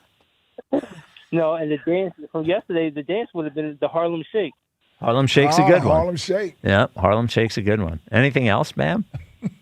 No, but the game today was kind of upsetting because I was up there. I was like, yeah, it's 6-0, 6-0. I was jumping up and down. You know, my dad was like, "What's going on? You all right?" I'm like, "Yeah, I'm all right." They're winning 6-0, and then next thing you know, 6-3. I'm like, "Oh, okay." Then they tied it up. I'm like, "Oh man." Then I threw my phone across the wall. Well, the game recap is brought to you by Roto-Rooter. Just kidding. All right. See you on Friday, Bam. Game recap. Yeah. There it is. That was a week recap. Yes. It's only been 3 days this week. Yeah. So joining us now, today was the first day of Eagles practice at training camp, Elliott Shore-Parks. For 50 years, he's been the soundtrack of your Sundays. What is that? I don't know. Merrill Reese soundtrack. Yeah. Oh, man. Oh, damn it. So this is actually a board issue. No, it is, because I have that on the deck. No, I got to check with someone. All right. That's not a me issue. Really? Believe it or not. Would you stop talking and just swallow? Hey. Sass. I can't hit it. You can't? No. Okay. Hey, Elliott. I got started to get a little misty-eyed thinking you put something together for me for training camp. I heard that music, man. I guess it was for Merrill, which I can accept. Yeah. Well, Elliott, big up, day, brother? Yeah. first day in practice. Like the first day of school for you, right? Yeah. Couldn't wait. Got down there. The weather cooperated. It was sunny. Got a nice tan. Looked nice. So it was a beautiful day. It was fun to be back there and see all the people. How are the vibes at training camp today? You know, it was a perfectly boring regular practice, which is probably exactly what this team needs right now. Like, the vibes were high, people were happy, but and we'll talk about the specifics. I feel like after an off season of drama, the way the last season then ended, obviously with the playoff loss and, not playing their best football towards the end, like it felt like a regular practice for this team. The offense made some plays, the defense made some plays. So I thought it was probably exactly what this team needed to start training camp. So before we get into what you saw at practice, we saw that Grenard is on the PUP list. Yeah. What is wrong, and what is his, when will we see him practice, if at any, time soon at all? Yeah.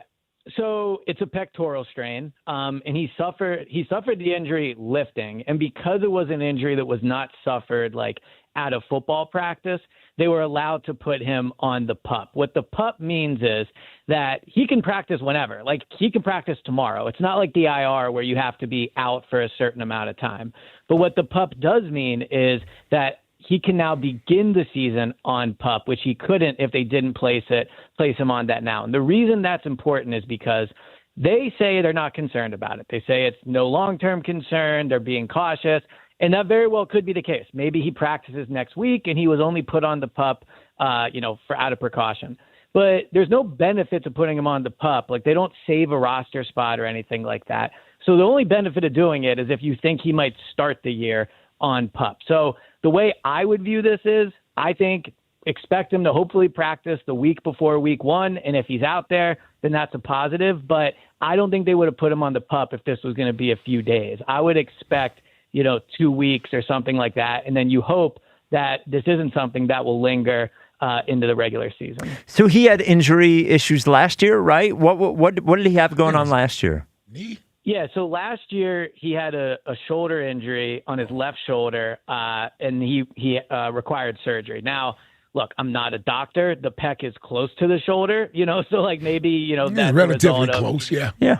Yeah. Like you have a shoulder injury. Maybe you're leaning to one side. Who knows? Whatever. Right. But You're favoring it's an it. upper body. Yeah.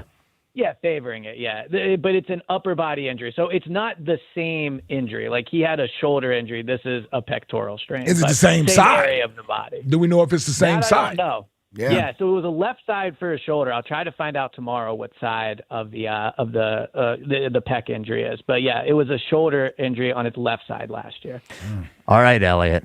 Here's the big question. How did Jalen look?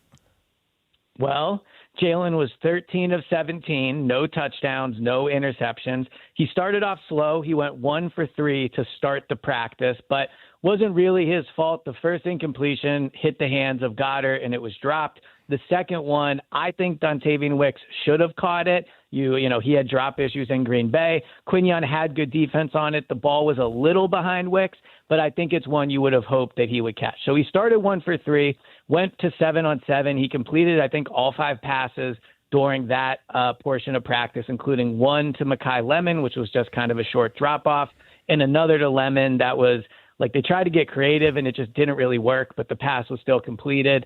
And then he had his 2 best passes to end practice. He had a really nice throw to Wicks. It was from under center, play action, put it over the fingertips of Zach Bond and right into the hands of Wicks where only he could get it. So that was a nice throw. And then the play of the day was like the poster for what you're hoping this season can be. Play action, under center, back to the defense, turns around, fires it to Devontae Smith, who's on a crossing route about 15, 20 yards down the field. Coverage from Quinion was really good, but the throw was better, the catch was better, and Devontae was able to run after the catch. So a few really big highs for Jalen Hurts, I would say, after a somewhat slow start to the day. So I would ask on that final play there with Devontae, did the ball come out quick? I think it did. Okay. Yeah. And I do think so. There was one play today where he held onto the ball and he's probably sacked in that situation. Okay. There was another play where Jalix Hunt, who had a good day, I think got the better of Jordan Mailata. Mailata had 2 false starts on the day. But overall, I think Jalen did do a good job getting rid of the ball quickly. Okay. Yep. So, Elliot, how much was he under center? And you mentioned that one big pass was over the middle. Did you just like watching them? First question, how much was he under center? Second question, watching it, did you notice anything different otherwise than you've seen before out of them? So in the 11-on-11 drills, I think he was under center for probably 85% of the plays.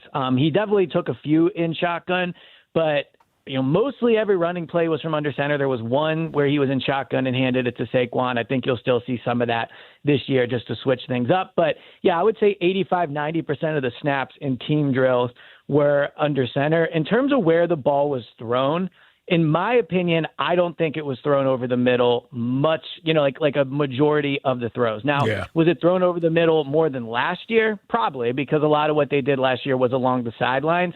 But I didn't see a ton other than the Devontae throw where he was hitting guys in stride over the middle of the field. Most of the throws that he put over the middle of the field, and I think other reporters would kind of classify as over the middle of the field, to me were like on the hash marks to the tight end. Like they weren't true over the middle throws. So I didn't think the majority or even a large percentage of the throws today were over the middle of the field.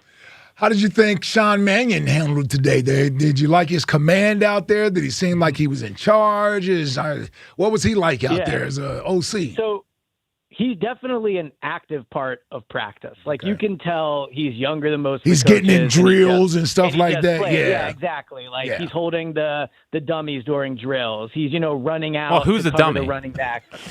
Yeah, there we go. Come on. I don't know if you want to get going with things right now with sports, but why don't you just jump in the scoop? But no, I mean he's very active during practice. And one thing I think they are going to try to do, and they did it today, is switch things up in practice quickly. Nick Sirianni has talked about one way he wants to get Mannion, ready for calling plays is to not tell him what certain drills they're going to do, not tell him what situations they're in. And today, at one point, at the end of a drill, Sirianni took the megaphone and basically just called an audible to what they were going to do, said, hey, things change, and they ran another play. So in terms of getting Mannion ready, I think you're going to see a little more of pivoting in practice to get him to make decisions on the fly than you've seen when you had like Kellen Moore and experienced coordinators.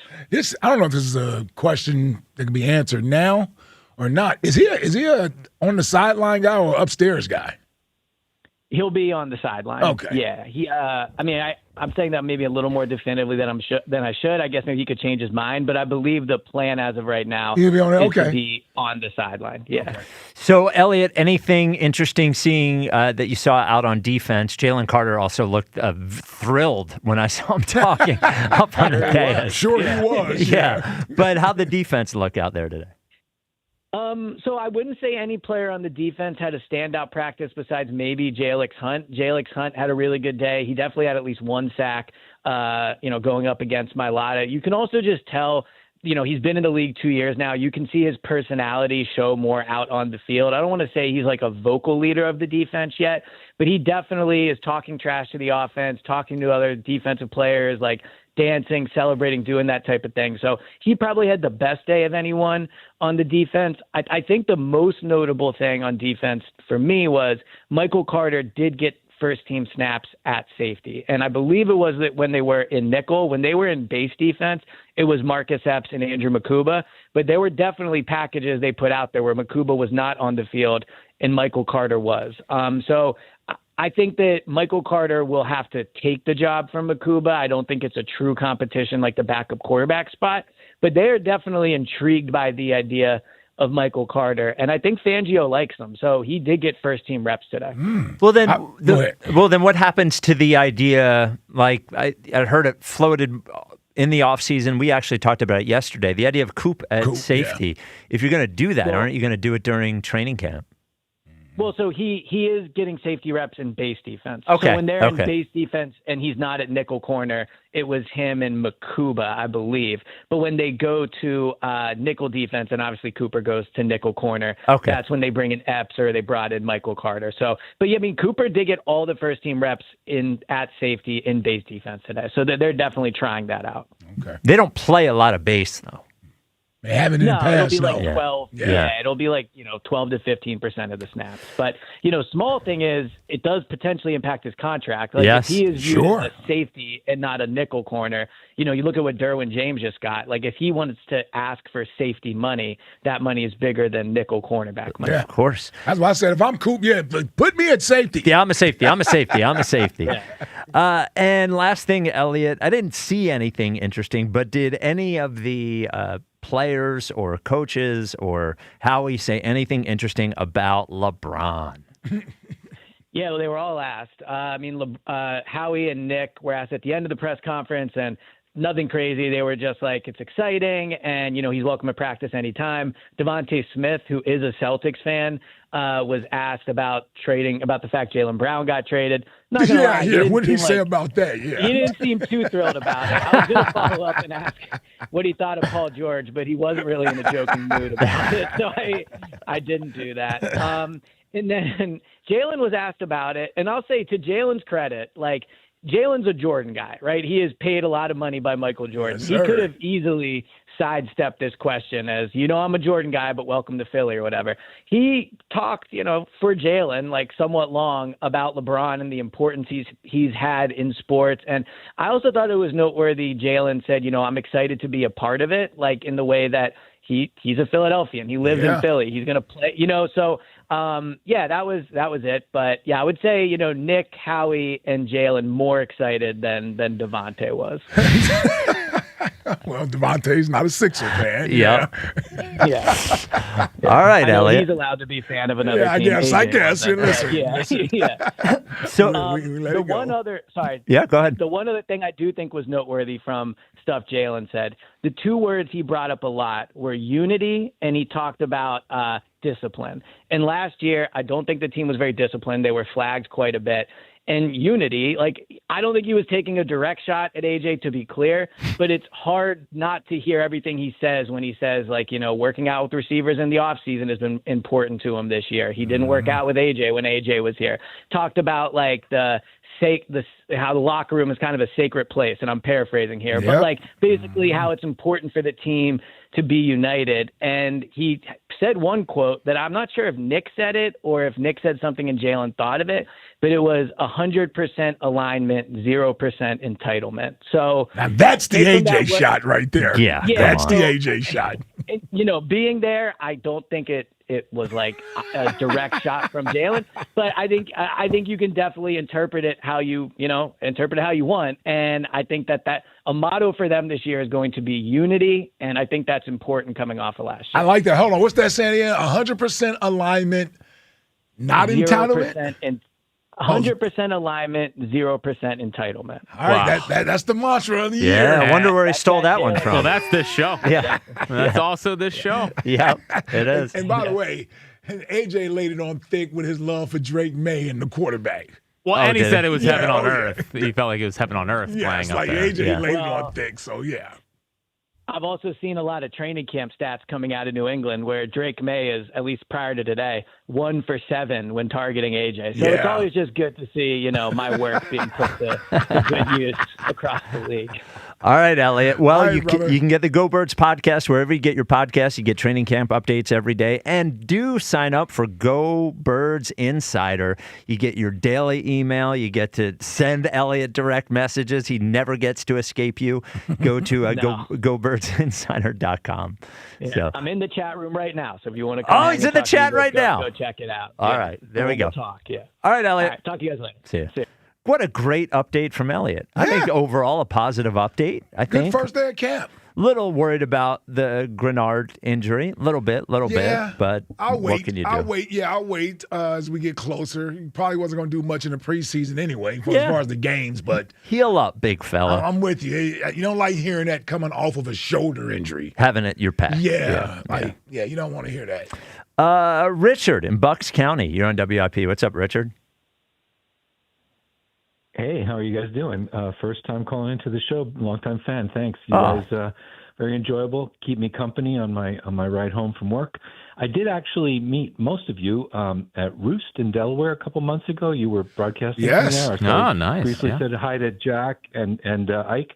But, Spike, you seem to be particularly busy that day, so I didn't get a chance. He just looks busy. Yeah. What is that? He sat there all tight, I'm sure. Look, you know what? Shut up, Jack. That was the Flyers playoffs, right? Yes. That was the Flyers playoffs. Yeah, exactly. It was a good show, definitely. What I wanted to say is I can't agree more with the previous callers, particularly Ken from Cinnaminson, as far as what's going on with the Phillies. And, before I go into that, I'll just say, and I'm saying this affectionately and kind of complimentary way, Spike and Ike, you guys sound like an old married couple.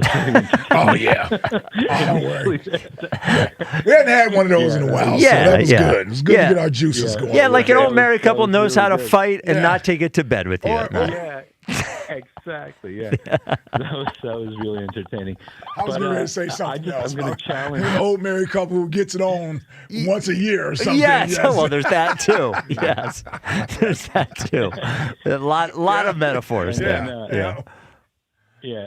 And then I just would kind of challenge and question along the theme that's been brought up is, it seems to me, really, are we counting on some trade or a handful of trades to really make the difference? I don't know about that. I mean, short of getting somebody like Shohei Ohtani or something like that, I think the problem is more within than without. Like, don't they need to solve the issues that are going on with the decay in the play? And Well, I think it's. Go ahead. Go ahead. I think it's both. Yep. I think them at their maybe not even best, like an 8.5 out of 10 version of the Phillies with reinforcements is a very good baseball team. I think when you're watching them right now after the last 2 weeks of baseball, yes, it becomes very difficult to talk yourself into anything they could do at the deadline, making those guys play better baseball. But I do think those guys are capable of playing better baseball. We've seen them play better baseball. I agree.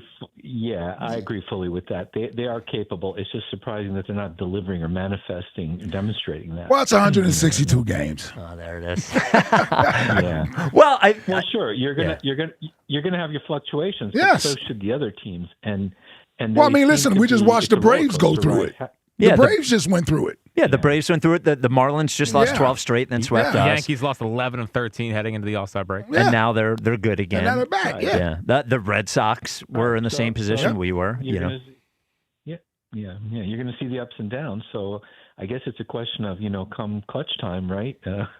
Soon, are they going to have it together? Are they going to be on a rebound? Will they sort out the internal issues and brush up on, make sure they're not making, avoidable errors, let's say, or things like that. But I don't know. Maybe there's some dysfunction going on with the management. Maybe you guys were alluding to, or communication within the team. I'm not sure. Well, here's the thing. I'll say I think fundamentally, Spike and I sort of agree about the status of the team. Our fundamentally difference is whether or not Bryce needs to say something about it, whether he needs to address it, whether he needs to allow his pettiness to sort of seep out to where it could be divisive in the clubhouse. I understand that thought process. I guess I'm to the point where I'm frustrated with the team playing the way they are right now, that I'm in need of something to infuse me with energy to get excited about the team. They do nothing Monday, then what are we talking about with this team moving forward? I don't know how many people are going to have much faith in the team moving forward. I think they'll play better. They'll play better. They're not going to play this way the entire season. But even knowing that, I still feel like they can add something. Like last year, Bader wasn't some huge move. They added Bader, they added Duran. Now, we know what the results were, but we also lost Bader before the playoffs started. Yeah, and Duran was great. In the playoffs. So moves like that, I think, can help you. Yeah, thanks for the call, Richard. The Duran move was a huge move. Yeah. The reason the deadline felt kind of crappy last year was because the Duran move happened before the deadline. Yes. And Bader was under the shade of thinking that they could get Stephen Kwan. Yeah. And it just felt like, and who knows, if Bader is healthy in the Dodger series, I don't know. I continue to. He certainly would have been pinch running at least. Yeah. In that game, was that game 2? Oh, Castellanos game. Yeah. Was that game 2? And Johan Rojas got hurt, and Crawford got hurt. They could have been on the roster. They could have been at second base at that point. Yes. No one brings that up. No one does bring that up. I continue to think the thing that would worry me the most, I know we always go back to the bats, and then there's that. It seems like that's but it's really the dumbness. It's really like just the sloppy play. All the other stuff I'll live with. I'll live with all those things. How do you fix that? That part of it. I just don't even know if you can. How did they lock in for that stretch that they did? Might have just been lucky. You bring up Sanchez's 50 innings, scoreless innings, and they didn't commit an error. Like, how do you lock in? You have the ability to lock in, and then you can't re-lock in. I know. I can understand the All-Star break sort of throwing you off a little bit. Everybody's in the resting. It's festive around here. But they were playing this way before the All-Star break. Yeah. Oh, you're right. They were. Yeah. Like defensively, they were. Now they weren't losing series like this, but yeah. The model for them has to be the 21 Braves. Like the 21 Braves were 2 games under 500, 3 games under 500 at the trade deadline, and they went out and made 5 trades. Wow. Yeah. I mean, they basically big ones or just like. So they got Jock Peterson, Jorge Soler, Eddie Rosario, Adam Duvall, Richard Rodriguez. They weren't the big names, the huge names. Yeah. Right. They were just a bunch of fringe moves that ended up working out. Rosario was NLCS MVP. Jorge Soler was World Series MVP. But it was just a bunch of pieces at a deadline that filled out the rest of the roster that stepped up big when needed. Well, and for what it's worth, a bunch of decent moves probably helped the team more than one big move because let's say they trade Buxton. Well, I mean, Buxton, like if he ain't up when he needs to be, and he ain't part of the bullpen. He doesn't pitch. No. So like just sort of adding to the support of the base of the team and then just crossing your fingers that the Stars do their thing in the playoffs, I think that's probably the best bet at the deadline. Jack, what's coming up in the top 5 at 5? Everyone wants to know. They're like, it's a shorter show. Do we have the top 5 at 5 Well, you asked for it. Lazy? Yeah. Well, I don't think that's ever been accused of me on the top 5. Wow. Anyway, you asked for it yesterday, but the things people do on our show went backed into a corner. Oh, this will be good. I have no idea what this is going to be. This will be good. 215-592-9494. This is the WIP Afternoon Show with Ike, Spike, and Fritz. Now, if you're backed into the corner, like somebody in your family comes up and goes, hey, when are we replacing these old drafty windows? And what about the sliding patio door that also needs to be replaced? You're backed into a corner. You get in touch with Guida because right now, their best discounts of the year. Their big 40% off summer sales event on all expertly installed windows and doors. 40% off every window. Every high-performance, energy-efficient triple-pane window, 40% off. 40% off any door. Any insulated entry door, any garage door, any storm door. Start your project with no money down and interest-free financing for up to 18 full months. All prior sales are excluded, but as I said, this is the biggest one of the year. Minimum purchases required. Call Guida today. Set up a free, no-obligation in-home estimate at 877-GO-GUIDA or go to GoGuida.com. That's GoGuida.com. For 50 years, he's been the soundtrack of your Sundays. What a game! What a game! Every score, Touchdown! every championship moment. This is for you! Now, Sports Radio 94 WIP invites you to celebrate the legendary voice of the Birds, Merrill Reese, at Merrill Live. The Eagles win! An unforgettable evening of stories, memories, and behind-the-scenes moments with Merrill Reese, hosted by Joe DeCamara, with special appearances from some of your favorite players and Philadelphia sports personalities. The most remarkable win I have ever seen! A portion of the proceeds benefits the Eagles Autism Foundation. Merrill Live at the Scottish Rite Auditorium in Collinswood, New Jersey, Tuesday, September 15th. Get your tickets now at 94WIP.com. Let the celebration begin! Presented by PNC Bank. Brilliantly boring since 1865. And Impriano Roofing and Siding. The best homes have an Impriano roof. When it comes to my policy, Farmers gives it to me straight, so there's no surprises. It's your coverage. You should never be confused. You hear that? An insurance provider with a conscience. We're a choir, but yes, we have that too. Straightforward coverage you can literally understand. That's what you get when you have Farmers. Bum, ba, bum, bum, bum, bum. Learn more at farmers.com. Underwritten by Farmers Truck or Fire Insurance Exchanges or Affiliate. Products not available in every state. Celebrate the legendary voice of the Birds, Merrill Reese, at Merrill Live. An unforgettable evening of stories, memories, and behind-the-scenes moments with Merrill Reese and special appearances from some of your favorite players and more. Merrill Live at the Scottish Rite Auditorium, Tuesday, September 15th. Get your tickets now at 94WIP.com. Sponsored by United Tire. Don't drive alone. Drive United and Moppert Brothers Collision Services Group. Family owned, quality driven, trusted for 50 years. This week at Stars and Stripes Harley, buy any pre-owned Harley and get a $1,500 gift card. Finance specialists are on site to get you approved. Get a $1,500 gift card with the purchase of any pre-owned Harley at Stars and Stripes Harley now through Sunday. Gift card cannot be used towards the purchase of a new Harley motorcycle. Some things you can always count on, like a backup on the Conshohocken Curve. But shouldn't your home internet be a different story? Switch to Verizon Fios and get 100% fiber optic dependability at home. Verizon mobile customers can get super fast, ultra reliable internet for just $20 a month. Trust us, it moves a lot faster than the Schuylkill Expressway. Don't get stuck in the slow lane. Visit Verizon.com to switch. Availability varies for new Fios customers with AutoPay, Mobile Plus Home, and bonus discount. Enrollment required. One offer per eligible account. Additional terms apply. Limited time offer. Mainline Today said it, and we couldn't agree more. Kathy Romano is officially the best music radio DJ in Philadelphia. Hear Philly's best every weekday morning on B101, the Kathy Romano Show.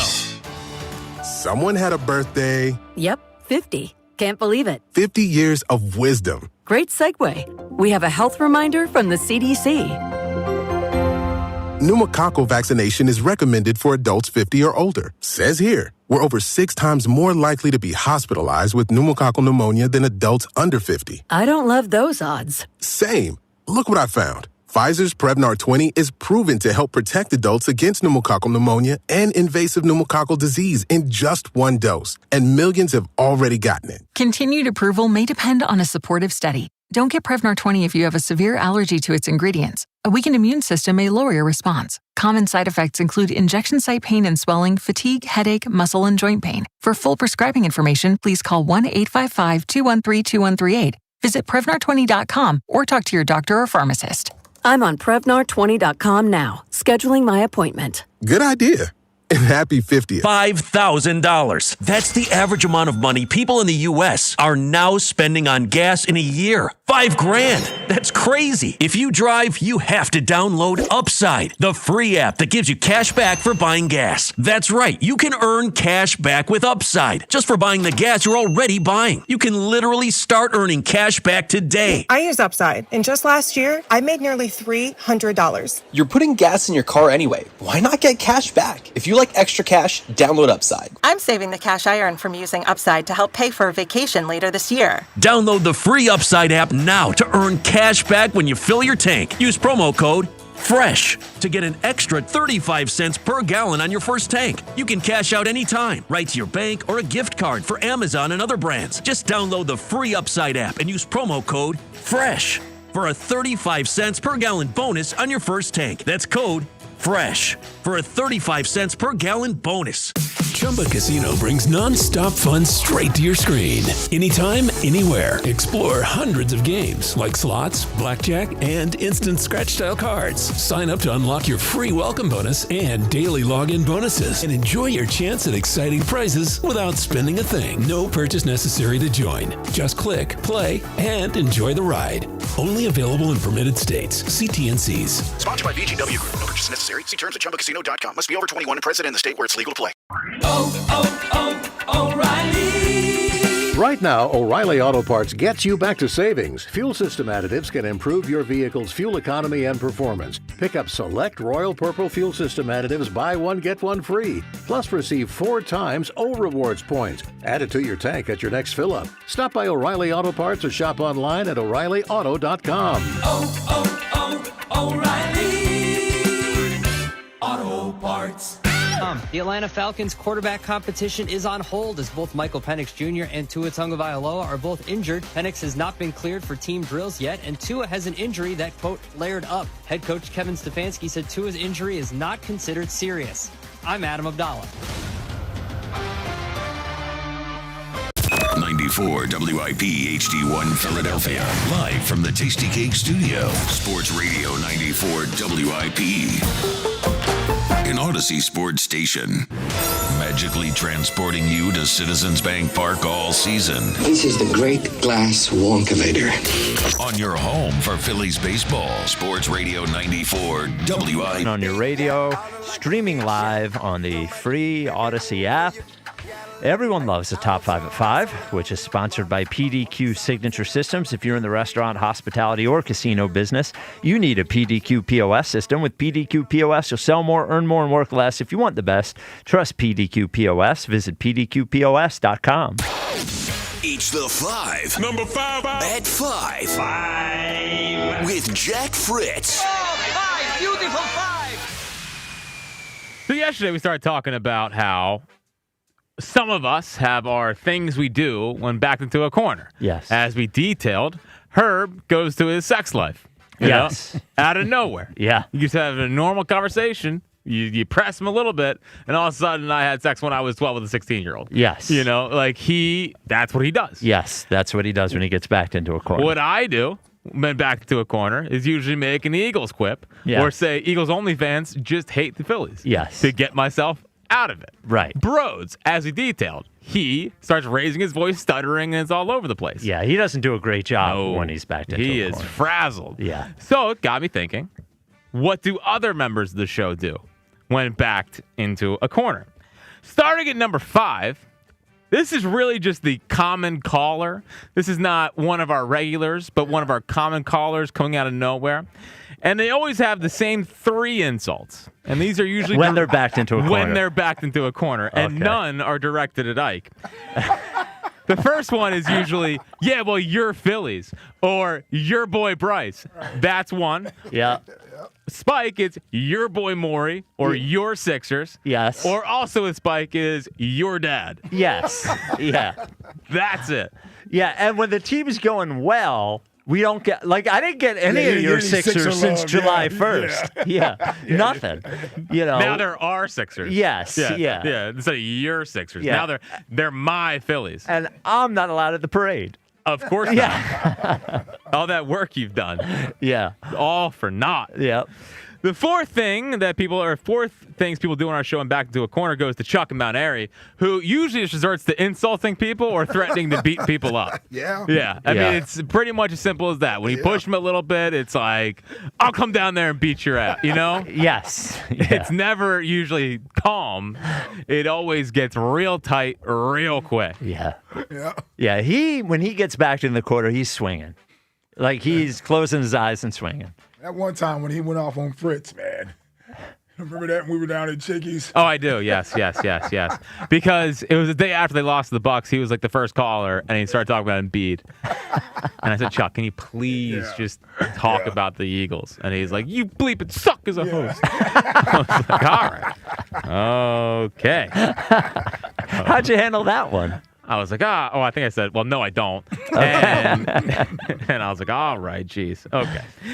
The third on my list is Elliot, who, when backed into a corner, he usually goes with his 2 lines. One is, well, you can believe that. Oh, yes. Yeah, which is annoying. Yeah. Or he goes, I don't know what to tell you, it's the truth. And it's like, well, it's not the truth. He says, because he thinks it's the truth, that it's the truth. Right. Yeah. Even though often, it's not really the truth. I like well, you can believe that. You can believe that, yeah. That's his go-to line right there. And it gets him right out of it. And that's usually with Spike. Yeah. It's usually with Spike. Yeah. Well, you can believe that if you want. Number 2 on my list today is Ike, who usually the voice raises a little bit. Yeah. And you get a, hold on. or a, let me finish. There's like an awkward pause, with the caller. And like, no, let me finish. Let me finish. Well, the pause is always long enough to make you think that he's finished. I know. And then you go in, you're like, shoot. Let me finish. Hold on. That is the Ike back into a corner. Why do you do that with Spike? Because he comes back fast. Yeah. His comebacks are fast. I'm like, hold on, let me finish. I'm not done yet. He's ready. He's rapid fire. I'm ready to go. Well, it's your way of playing point guard, controlling the pace of the argument. Control the pace of this you got to slow it down a little bit. You got to slow down the pace. Let me flow. Let me get mine in and out, yes. I'll get back to you.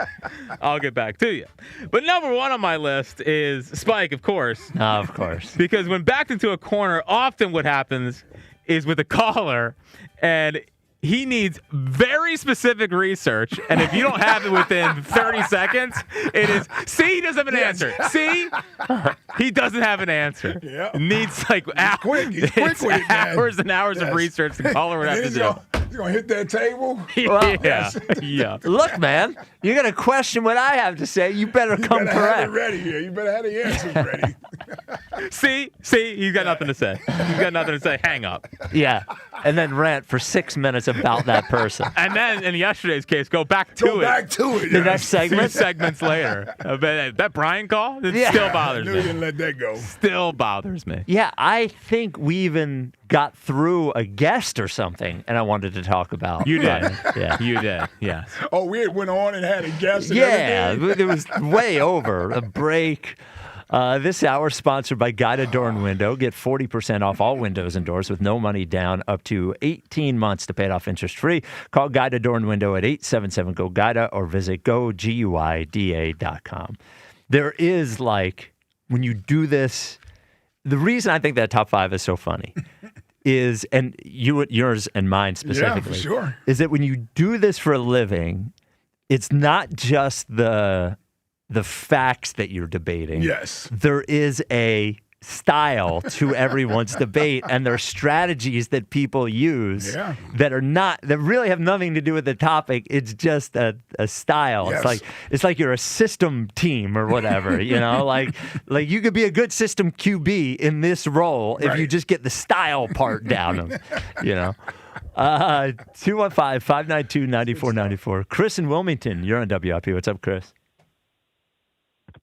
Spike, I just have to agree with one of the first things you said today. This all dog and pony show by Harper. I just find it hard to believe that Adolis gets hurt and we don't hear one word about, oh, my glove's packed for this new series, or I'm willing to go play right field. But now all of a sudden, when it's Dom Dombrowski's time to make trades, we're hearing it now. That would have been nice to know when Adolis went down, so we didn't deal with Rincones for a couple months, and could have maybe. Are you out of breath? Are you running right now? Yeah, you all right, buddy? You all right, buddy? No, I'm just walking back and forth. Okay. I'm a big pacing when I talk on the phone. But going back to it. Dude, I wish there was a live cam on this call right now. I love the visual. Yeah. Like Trey could have maybe put him at third, see if it helps him out. Move Bum to first. Harper could have been in the right field. Like, just to hear that right when it's time to put pressure on Dombrowski, it just seems like this is all despite to go back to the beginning of the year. Well, we didn't hear one word about him playing right field after Adolis went down. Yeah, that is a good note, honestly, because Adolis goes down. Not that good of a note, to be honest with you. No, it is. No, it's not that good of a note. Adolis goes down. Play it fair. Rather than seeing Rincones in right and De La Cruz in right and all this stuff, like if he had just gone, hey, I'll play right, Bohm can play first, Sosa can play third. Done. Yeah. Then everybody's playing a position they can play. I agree with that. Yeah, it's a fair note. Fair. Yep. Yeah, Bryce, where was the outfield glove? 6 weeks ago. Yeah, that's a fair note. Chris, what do you want him to do at the deadline? You want him to go? You want him to go all in?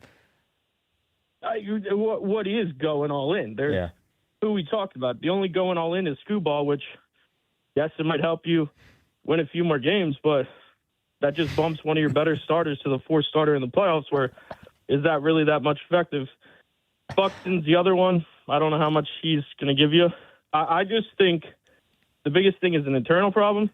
I think if you look at you can score runs, the biggest thing in scoring runs is knocking people in with runners on base. If you look at the statistics there, I think Schwarber's striking out 33% of the time with runners on base.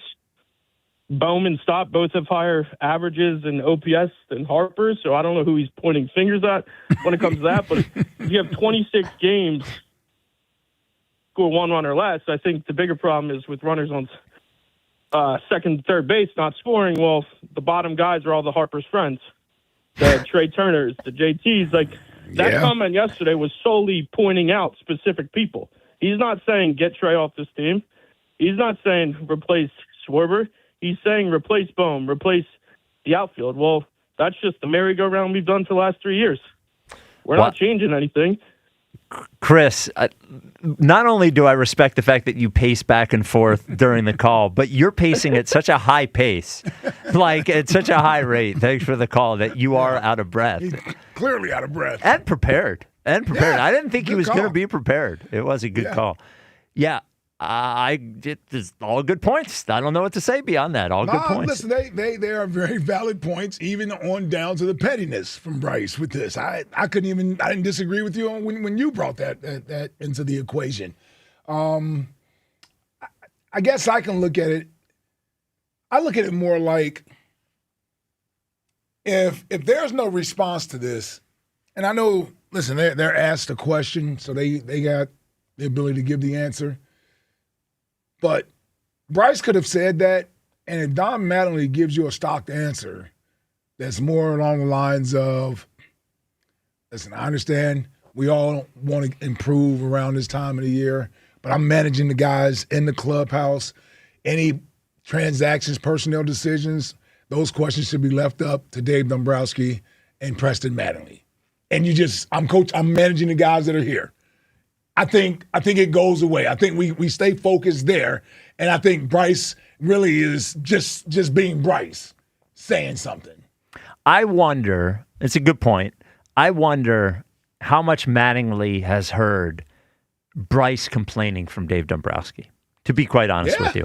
And I seems like he's hurting a little bit, quite a bit. It just seems like, because honestly, Don Mattingly hasn't been around for Bryce doing this at all. Nope. He's never done this before with Don Mattingly here. Mm-hmm. So this is for Don Mattingly to say, Bryce is going to be Bryce. He's going to say stuff. I don't know. You haven't even been around for that. Mm-hmm. It just makes me think that he has heard it from his bosses about Bryce. Or at the dinner table. Or at the dinner table. Well, I don't think Preston lives at home. No, you get what I'm saying, though. Yes. Yeah, He's but from sitting Preston. around talking to his dad. Yes. Yeah, they just chopping it up. And Preston has been here, a few years now, right, Fritzy? Mm-hmm. Yeah. Yeah, so, I don't think that would be out of the ordinary for Don to get sort of the layout of what it's like to manage Bryce and be around Bryce. Yeah, it didn't sound like something that somebody who just started managing the team 2.5 months ago would say. Yes. That I would agree. I think that's what got me. Yes, it's I'm like, whoa. Yeah. This is pretty in-depth. Well, I also, if I'm going down this path, wonder how much, I don't think it's calculated in any way, but Don Mattingly knows who will keep him on as manager if he gets kept on as manager, and that's Dave Dombrowski and not Bryce Harper. That's true. And if he's thinking about job security, he's thinking to himself. Better back to GM. Back to GM, who the player's taking a shot at as well. No, you're right. Yeah, you're right about that. 215-592-9494. Corey in Columbus, you're on WIP. What's up, Corey? Hey man, look. Let me get this out here. First of all, my stock ain't never gonna be down. Yeah, I'm going back to yesterday's call. I ain't never gonna be stock down. Listen, I'm not Bryce. I don't got a bat in the 3-hole. You can put me wherever you want to put me. You know what I'm saying? I'm not LeBron. I don't just need spot up shooters.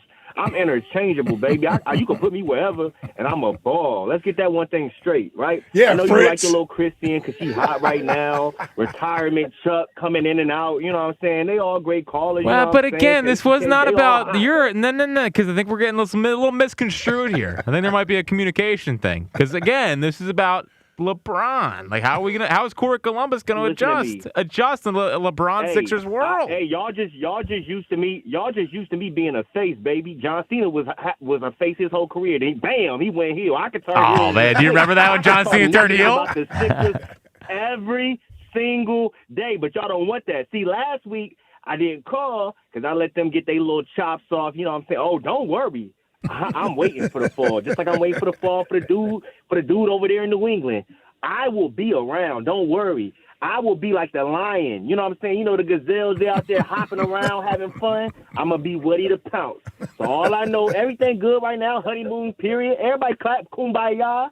The first time we already heard Rich Paul say, oh, VJ Escom, he shouldn't be happy. You know, we already hear him putting out. I said it first. Watch, VJ Escom be the first one on the chopping block when stuff not going good. They tried to trade Austin Reeves. People forget about that. Rich Paul tried to trade Austin Reeves. He did. Yeah, he did.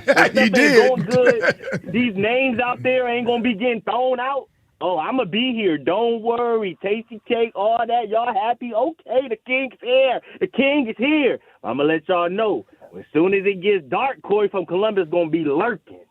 So, Spike, sign me up. What is it? LeBronimus. Put me on the team. All right, Sign another me team up. LeBronimus. Yes. That's right. I like it. Also, I know it's going to be tomorrow. Also, I know it's going to be tomorrow. Yo, them little trading camps, that look all right. I feel all right. Yeah. Trading camps. Had a good day today. Had a good day today. Hey, man. Hey, I put 5 on top of it. You know what I'm saying? But I holla at y'all. But look, I'm going to say this real quick, too, with Bryce Harper, right? Bryce Harper do talk a lot, right? But I don't like Don Mattingly. Listen, dog, you a substitute. And I get it. Dave Dombrowski put you out there because he don't want to be the guy, so he put you out here to be his mouthpiece. That don't mean you getting the job, buddy. So just remember, Bryce, we're here. Bryce is here.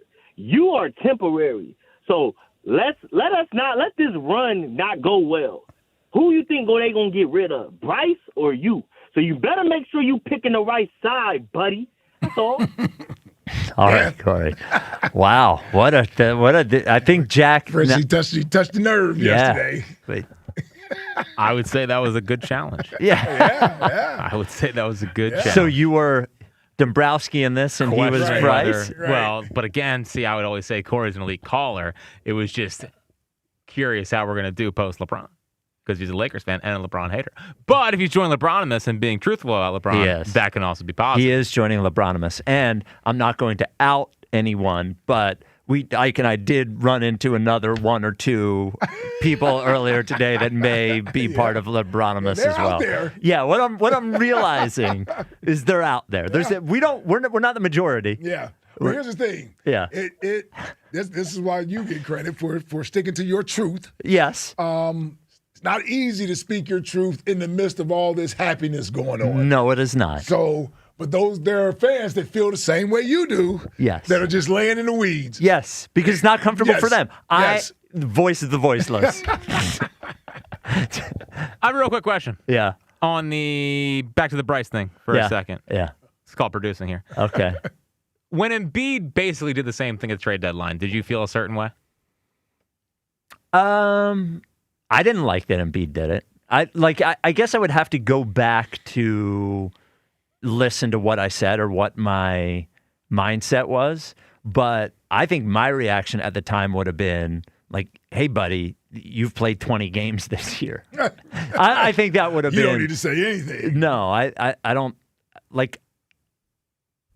Yeah, I'm trying to remember what I thought. I can't remember what I thought either. I definitely wouldn't have. No one really it was in on the Sixers at that point anyway. We were kind of starting to check it was out. Nothing, right? Yeah. Was that before? It was before the deadline. It was before they Paul traded. George got suspended, right? Or had he just got suspended? I can't remember. Did he get suspended after the trade deadline? I think he did. I think he probably he did because he couldn't get traded. Remember that? There was yes. Well, then it would have been before the trade deadline. Yeah, so it was before the trade deadline. Yeah, he got suspended before the trade deadline. Yeah, and Embiid said that he didn't want them to duck the tax. Duck the tax, yeah. Yeah, which was also a weird challenge because, if there's no one to if there's no way to make your team better, I think the thing that gets confused with the Jared McCain thing is that trade allowed them to duck the tax.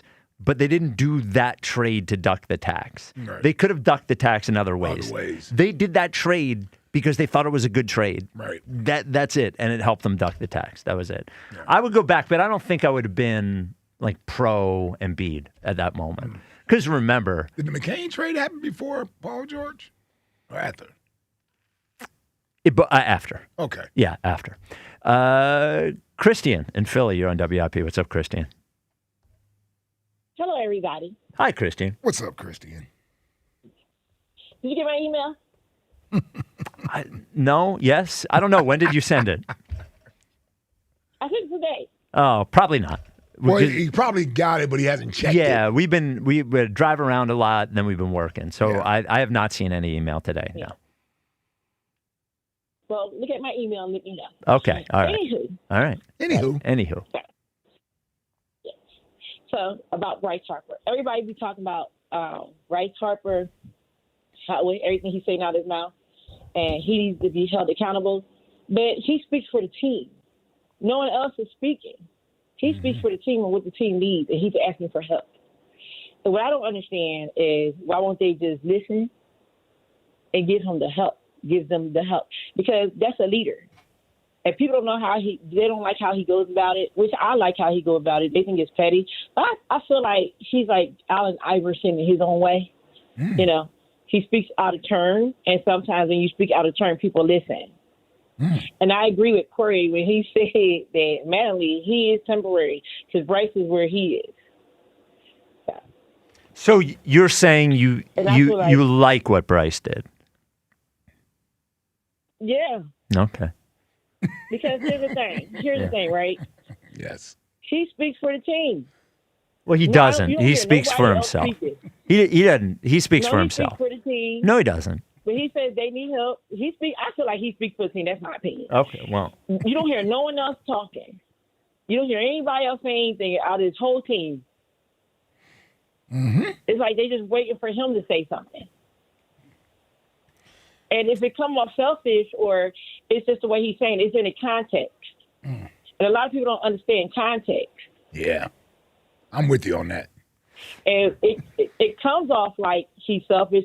But when he say, well, we need help out here because Mattingly the GM, they're not the players. They don't know how it really is to be on the field. Well, Mattingly does. Yeah, Mattingly's like a borderline Hall of Fame player. Played for the Yankees. Oh, okay. Well, I didn't. Well, it's for the Yankees, but he hasn't been a Philly.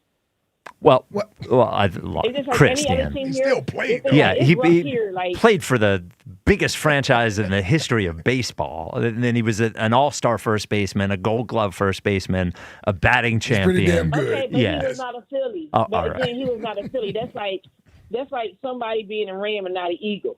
You understand what I'm saying? Like, it's hard to play here for all our teams. You know, it really is. So you have to have thick skin. And you have to have, like I said, like, if you don't have that thick skin to talk for yourself and be the leader that you know you can be without nobody caring and worrying about, like, not worrying about what other people are saying or how other people think that you're saying it, and if it's going to benefit your team, so be it. Okay. Are you ready for Friday? You going to be there, 4:30? Yeah. Yep, Okay.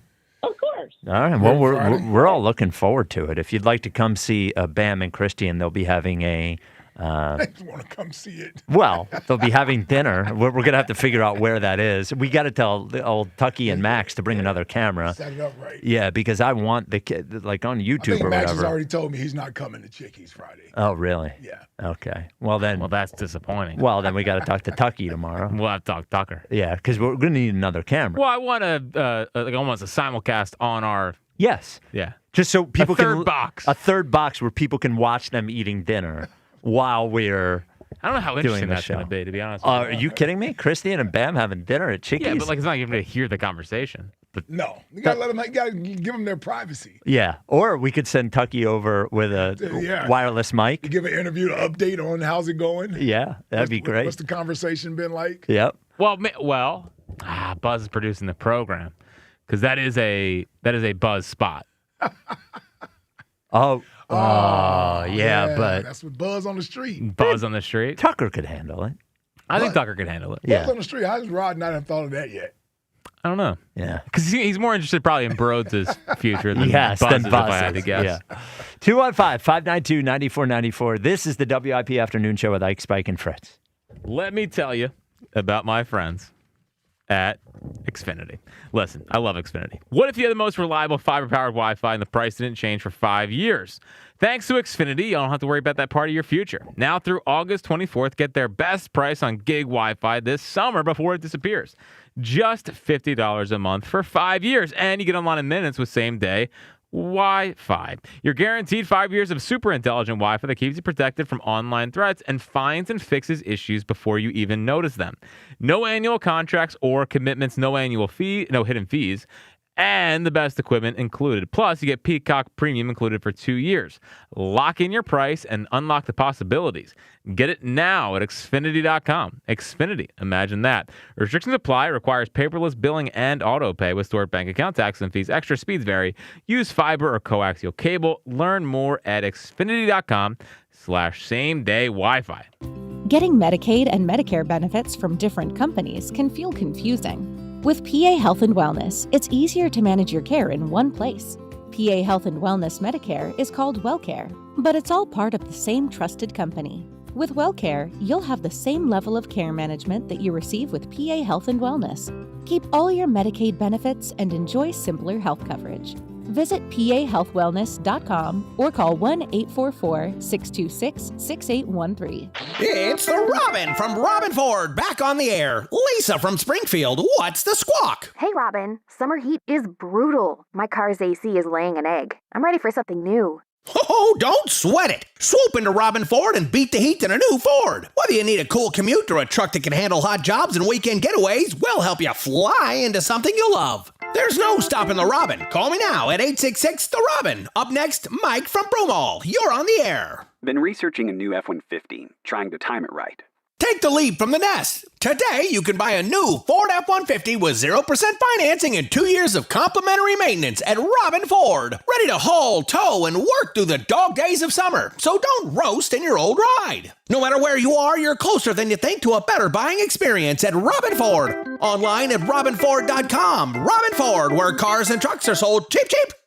Offers valid on select models. Excludes taxes, title, license, and dealer fees. Offers end July 31st, 2026. See dealer. Gearing up for summer travel? Then it's time to put that old car in your driveway to good use. Here's the deal. Donate your old car to Cars for Kids in just 2 minutes. Go to carsforkids.org or call 1-877-CARS-FOR-KIDS. That's cars with a K. Any condition. They'll take it and tow it away for free. You'll get a tax deduction and a 3-day, 2-night hotel stay to use this summer. So 2 minutes, free pickup, and a vacation? Donate your car today at carsforkids.org. Call 877-CARS-FOR-KIDS. That's cars with a K. For over 30 years, CertaPro Painters has been part of countless memories. Every wall tells a story, and we've been proud to help write them. We are more than just your local painters, with care, craftsmanship, and certainty. From the first brushstroke to the final smile, our promise is simple. Your home, beautifully painted and worry-free. CertaPro Painters, that's painting happy. Get started today at CertaPro.com. Each CertaPro Painters business is independently owned and operated. Home improvement contractor registration numbers are available at CertaPro.com. The Philadelphia sun is shining, bats are cracking, and the 2026 season is in full swing with big expectations for this year's team. BetMGM, an official sports betting partner of the Philadelphia Phillies, is ready to help Phil's Nation experience every moment like never before. With a state-of-the-art app packed with betting options and 24/7 promotions, BetMGM brings the action straight to your fingertips. The season is built on momentum. Every diving catch, every double play, every strikeout, and every towering home run out of CBP feels bigger in 2026. Whether you're watching from home or inside the park, BetMGM puts you right in the middle of it all. And when it comes to betting the long ball, BetMGM is your go-to spot with top odds on all your favorite home run props. Download the app and sign up today with BetMGM and make the 2026 season legendary. BetMGM.com for T's and C's. 21 plus to wager. PA only. If you or someone you know has a gambling problem, help is available. Call 1-800-GAMBLER. You don't need another opinion, just the facts. What caused that crash on the Schuylkill? Will it rain before the kids' game? What happened at the school board meeting last night? At KYW News Radio, we don't take sides. We take notes, delivering the information you need to make the best decisions for your family. The news you need whenever you need it. Depend on KYW News Radio, Philadelphia's most trusted news leader for more than 60 years. Straight Talk Wireless presents Pickup Truck Wisdom. If you're only good to your new friends, you're not going to have any old ones. Straight Talk gets it. That's why new and existing customers get free 5G phones on Verizon's 5G network. Pretty simple, really. You keep good people by being good people. Find us at straighttalk.com and Walmart. Straight Talk Wireless. Straightforward. Always. Taxes and fees apply. Plan purchase required for free phone offers. Copyright 2026 Verizon. I scream. You scream. We all scream. Because Wendy's famous small classic Frosty is just $1 for a limited time. More screaming, happy screaming, summer screaming, dollar small classic Frosty screaming! But please don't scream in the drive-thru. It hurts the employees' ears. Get a $1 small classic Frosty for a limited time, only at Wendy's. U.S. price and participation may vary. A la carte only, not valid for delivery. Limit 10 per transaction. Price may be higher in Alaska and Hawaii. Listen to WIP. Is that okay? Plus other Odyssey stations and hundreds of podcasts. All free on the Odyssey app. Goodbye. Jewelers, Philly loves a blockbuster signing. The best commitment you'll ever make starts at Mark's Jewelers, your first and last stop for the engagement ring of her dreams. Whose side are you on in the Mattingly versus Bryce saga? Mattingly or Bryce? Ike, what do you think the poll is at? This is a tough one, I think. Yeah? I wouldn't have been able to guess. Doesn't feel like it today. No. I would say most people are on Mattingly's side. Let's go 54%. 58% Bryce. Oh. I do think the online version of everything tends to be pro player usually in things like this. Yeah. So that's what I've seen. Okay. Jack mentioned it to me, and it does seem like everybody's mad at Mattingly rather than Bryce. There has online. been a big. They should be mad at Mattingly. So yeah, I also understand Mattingly wanted to defend his team in a way. The one thing that, and listen to it again, if I was Bryce, I'd be a little perturbed with is he does make him sound like an idiot. Yes. With the whole everyone wants to be a GM, everyone wants I think Bryce is aware of where they are. I think as an organization, I think he's very plugged into what they are doing. So if I was Bryce, but I'd be a little annoyed by that comment. They're all going to go back to playing a game on Friday. Yep. They're not going to talk. Well, this day will be interesting.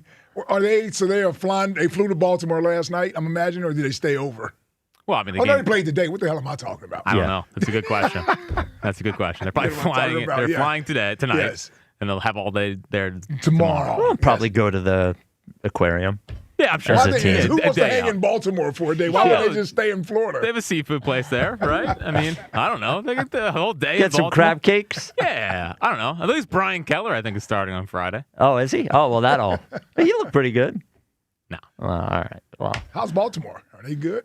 No, but they've played a little bit better recently. I don't know. There's one of these AL teams that might not sell. They should sell. Yeah, give us Taylor Ward. And okay, so this is per Johnny Propaganda. The a real person? No, John Clark. Oh, yeah. Oh, okay. The LeBron James Sixers jerseys sold more than any other player switching teams, surpassing Shohei Ohtani in 2023 in the first 48 hours after he said he was coming to Philly, according to Fanatics. Yeah. This is. I'm not surprised at that. No. Is buying a LeBron Sixers jersey? I guess is fine. Yeah. Yeah. It's going to be a throwback piece. Yes, it's a funny moment. Yeah, it's not going to be here very long, so you may as well get one. Yes. Yeah. Well, Rich Paul said it's going to be 4 years. Yeah, did he? You're joking. That's what he said. He said this is going to be 2 years, and then like, hey, if things go well, maybe this is 4 years. Maybe it's 1 year. I can't do this for 4 years. Yeah, you can. Nah, I'll quit. I'll quit. I'm not doing this for 4 years. I'm not. You know what I'll start doing? If it's going to last beyond 2 years, I'm going to commit to this. I am committing to honesty about the LeBron situation for 2 years. That is, if I feel more positive, I'll be honest about it. Sure. If I continue to be negative, I will be honest about it. Yeah. If it goes on longer than 2 years, I'm going to lie. No matter how I feel, I'm just going to say it's great because I can't do this part of it for more than 2 years. Yeah. Yes. I feel you there. Yeah. I feel you. So I want you to mark this down. If he signs another contract in 2 years, right, and I'm like, this is great, I'm lying probably. He's already told you ahead of time, 2 years early. I'm going to lie. Yeah. I'm going to lie. Aaron in Mount Airy, you're on WIP. What's up, Aaron? What's up, fellas? Hey, Aaron. What up, babe? I got what's going on. I got to I'm always gonna I'm always gonna respond now. So let me look. Yeah. LeBron got the most selling jersey thanks to me. I bought 5 of them things. Me, all my kids, my lady. I bought 5 of them. Yeah, I bought 5 of them things. So listen, I love how LeBron haters always know what LeBron and his people talking about. I had no idea what Rick Paul was talking about. But let me tell you something right now. Jack's not a hater. Jack's not a hater. Well, Jack, that's his job, though. His job is to know what's going on in the sport. That's your job as well, Spike. But regular folks who just call the radio, you know a whole lot about what LeBron got going on. Okay. You're a so-called hater. So let me say this. LeBron and Jalen Brown, they locked in. They keep sharing each other's Instagram posts. They locked in. Oh, my God. And that's what. Well, that was good to see. It was good to see great that. to see. It was good to see that. You got to admit that, Spike. Because guess what? People was running with the narrative that Jalen Brown, he didn't talk to LeBron personally. Right. Yep. Yeah. Yep. You see it. People wanted to hop on that. And he talked. But they we locked in because LeBron sees everything on the internet. He we locked in. Let's show them that we locked in. Embiid is locked in. Maxi's locked in. You think I care if Eskin is locked in? I don't care. He's a second-year player. He could be traded for all I care. I root for the. Oh, you're already willing to trade players. Of course. He's already willing to trade players. I think Aaron's represented by Clutch. I think you're a Clutch guy. I would trade. Listen, hold on, Spike. Would you trade BJ Eskin for Drew Holiday?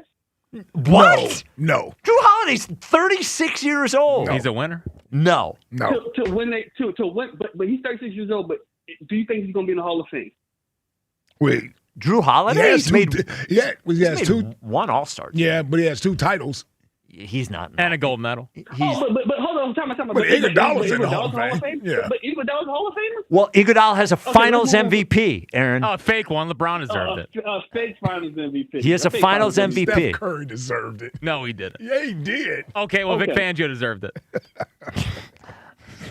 Okay, so did Josh Sweat. So hold on. So this is why and for all of LeBron, what we call LeBron anonymous, whatever we call it. No, we want to know LeBronimous, yeah. LeBronimous. Yeah, we know Ike is willing to turn, and that's okay. In a heartbeat. We know Spike has not even gotten on the train. But y'all fans out there who want to hide, like, hey Spike, hey Ike, I don't really know about this. No, we want to know who you are because you're not allowed to the parade.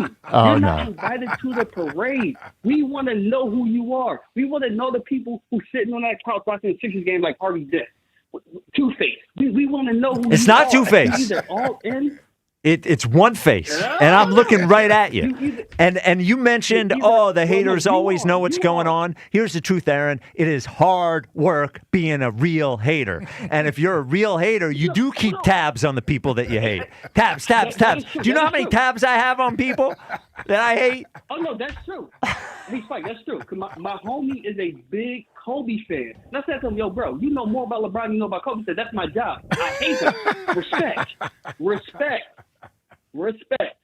So it's okay. It's okay. But I want y'all, all of y'all haters, to stand in line when we win the NBA Finals and say LeBron is the greatest. I want that to come out. I don't care who you may like more. I got to see what it look like. Listen. Because as of right now, he's the third wheel. He's going to be a facilitator. That's not necessarily leading the team. Fourth wheel. Fourth wheel. But guess what? I don't want, as a LeBron supporter, I don't want him to be the leader of the team. I want him to just set the table and lead the team. Because guess what?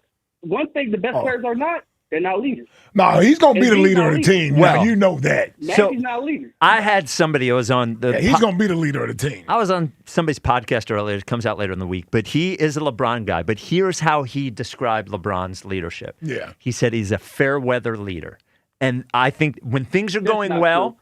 LeBron's great. But you keep quiet. When things are going well, it's great. When it's not going well, that's when you start getting the comments about buying in and not buying in and trade this guy and get rid of Austin he'll start Reeves. playing GM too, yeah. If he thinks the team isn't good enough, he's not a leader. So now words hurt? Okay, because you know what Michael Jordan should do? He should punch his teammates in the face. You know what Kobe should do? He didn't talk to none of his teammates. Well, he didn't talk that's to good him. leadership. Parker. he didn't talk to him. Like so does he care? Well, I wouldn't talk to Smush Parker either. Yeah. But that's your teammate. You're going to be sickening during this. That guy, yeah. Aaron. That's enough. Yeah, he's making a lot of sense. That's why you don't like it. That is enough, Aaron. Yeah, we're going to get a lot of him. This is going to be sickening. A sickening 2 years. Clutch Aaron. Yeah, he is clutch. And he's going to call after every game. Oh, are you kidding me? Unless he plays bad. Yeah, well, he better call. if because, the older LeBron still looked good last year. Mm-hmm. But eventually, there's going to be a year. Father Time is undefeated, man. Undefeated. He even got Brady that last year. Yeah. He thought he was the one that could defy it. Well, he did it for a while. He did pretty dang good. And LeBron might be, what did you say he was, 41, 42? 41, turns 42 in December. He might try to play until he's 45. Just to beat Tom. I think Tom was 45 his last year. Yeah. Won a Super Bowl. Wait, no, I think he's 44, won a Super Bowl at 43, which is crazy. Yeah. 215. Yeah. Aaron in San Diego, you're on WIP. Hey, Aaron. Hold me now, I'm 6 feet from the edge and I'm thinking, good afternoon. Oh, no. This is just awful. The worst. Oh, makes me sick to my stomach. Hi, Aaron. What's up, Spike, Ike, and Fritz? How we doing today? What up, Aaron? Good, brother. So, Spike, we were having a great conversation on Monday, and you kind of cut me off a little bit. I understand that, them giving LeBron something is illegal in terms of ownership stake. My point was that I think there's a gentleman's agreement in place that once LeBron is done with his career in Philadelphia, that there is going to be news that he has been offered a minority stake in the Washington Commanders at a friends and family price point. That was my point with the whole thing, because I think there's something bigger. But that handshake agreement, in terms of him coming here. that handshake agreement for a lower price for an NFL franchise is salary cap circumvention. So it could be true. I don't think it is. Could be true. But just letting you know, even a handshake agreement about something like that is against the rules. And what's your club called? The LeBronimous. LeBron-isms? LeBronimous. You can put me in that. Oh. You can put How's me that in make you feel, club Spike? as well. I know you don't want to. I'll let him in. You can put me in the club. Might boot him eventually, but we'll let him in now. For that guy Aaron in Mount Airy, Yeah. you got to listen to Corey in Columbus, because Corey in Columbus has been dealing with LeBron for the last 5 years, and he knows he's experienced LeBron fatigue, and it's only a matter of time before we experience it in Philadelphia as well. But hey, how about that Herb call yesterday? Was that not? I mean, there's a lot of similarities between that Herb call and what's going on with LeBron James. I mean, it sounds fantastic and it looks great, but in reality, it was probably two fugly chicks that got summer teeth. You know those type of teeth. Yeah, some over here, some over there. Yeah. Sights and sounds that absolutely would just haunt your memories for the next 5 years to come. Well, in terms of smells. All right. Okay, all right. Yes, man. In fairness to those ladies, it was Herb, too. So, Hey, he tipped well. Yeah, I'm sure he did.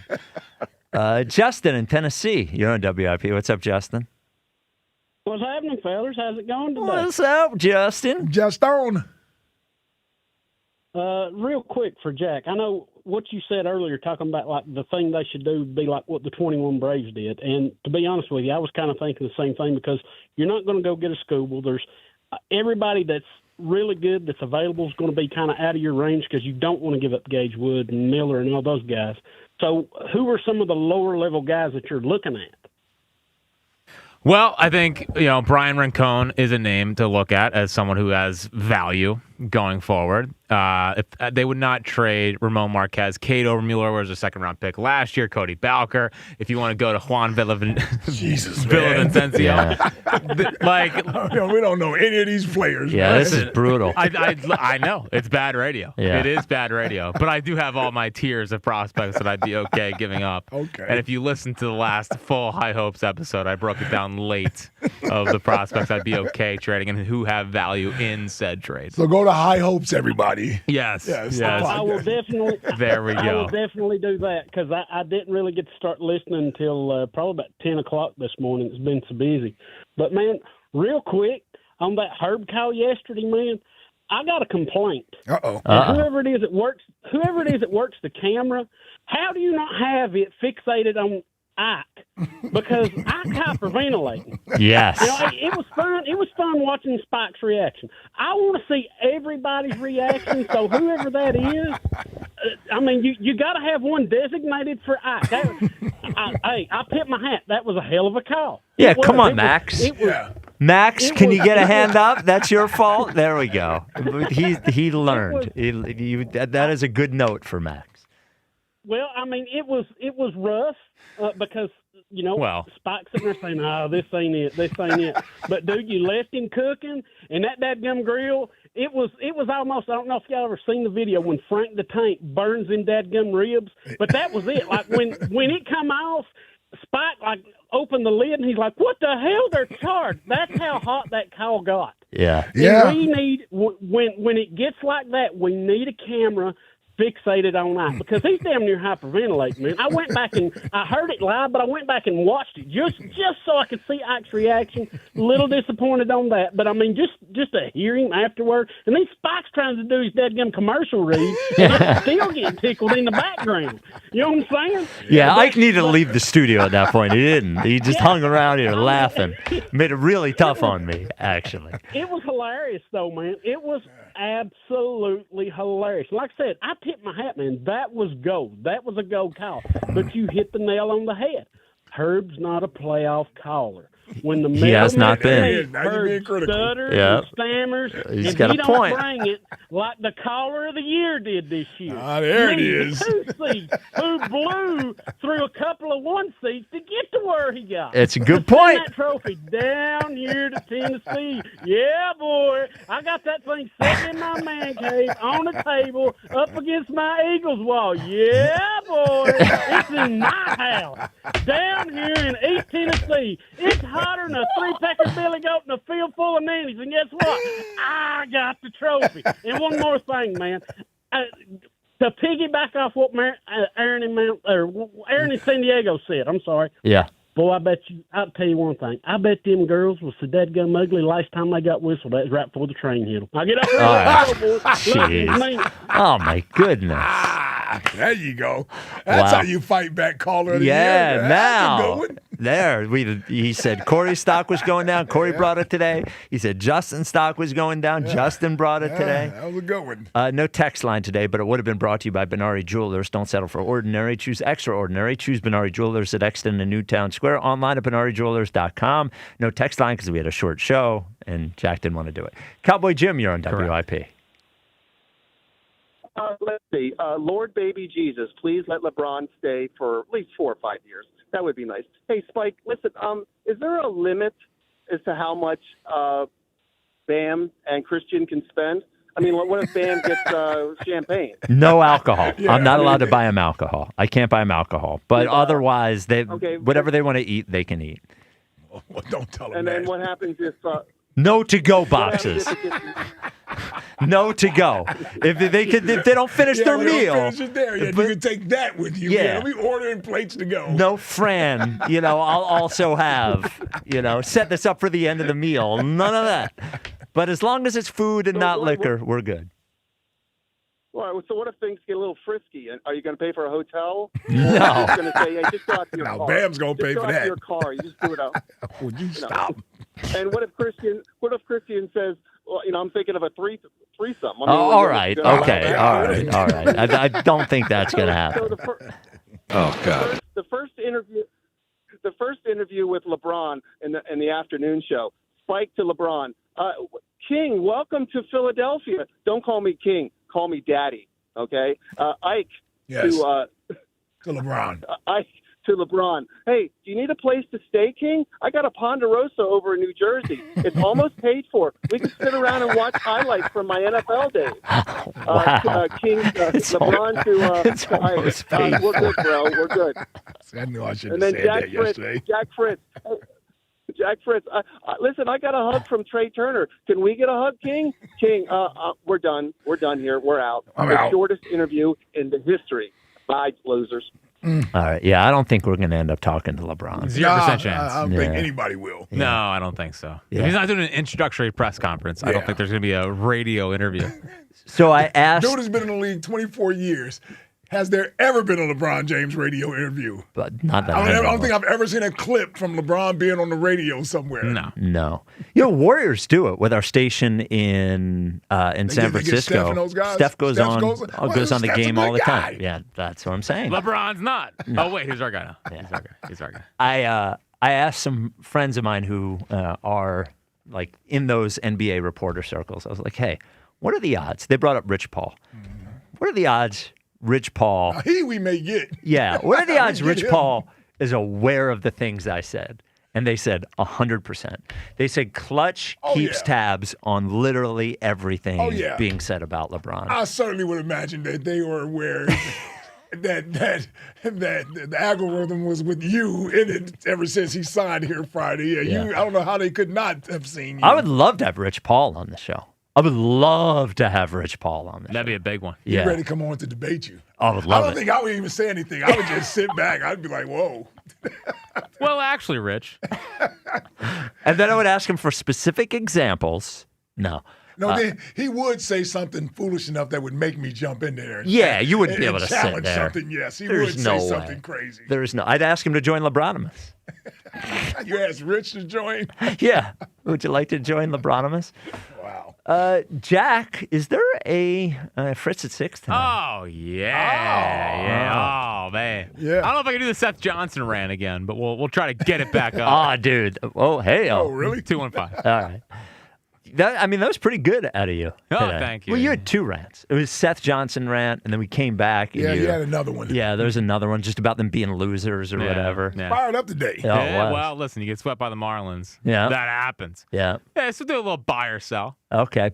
Do you want them to buy or sell? Oh, really? Okay. And then just make fun of everyone who says sell. Yeah. Okay. Yeah, basically. All right. So Fritz at 6 is coming up next. We will be back with you tomorrow for another giant show of the WIP Afternoon Show. Thank you for listening today. We love you for it. Remember, deodorant is the thief of joy. Summer in Delco.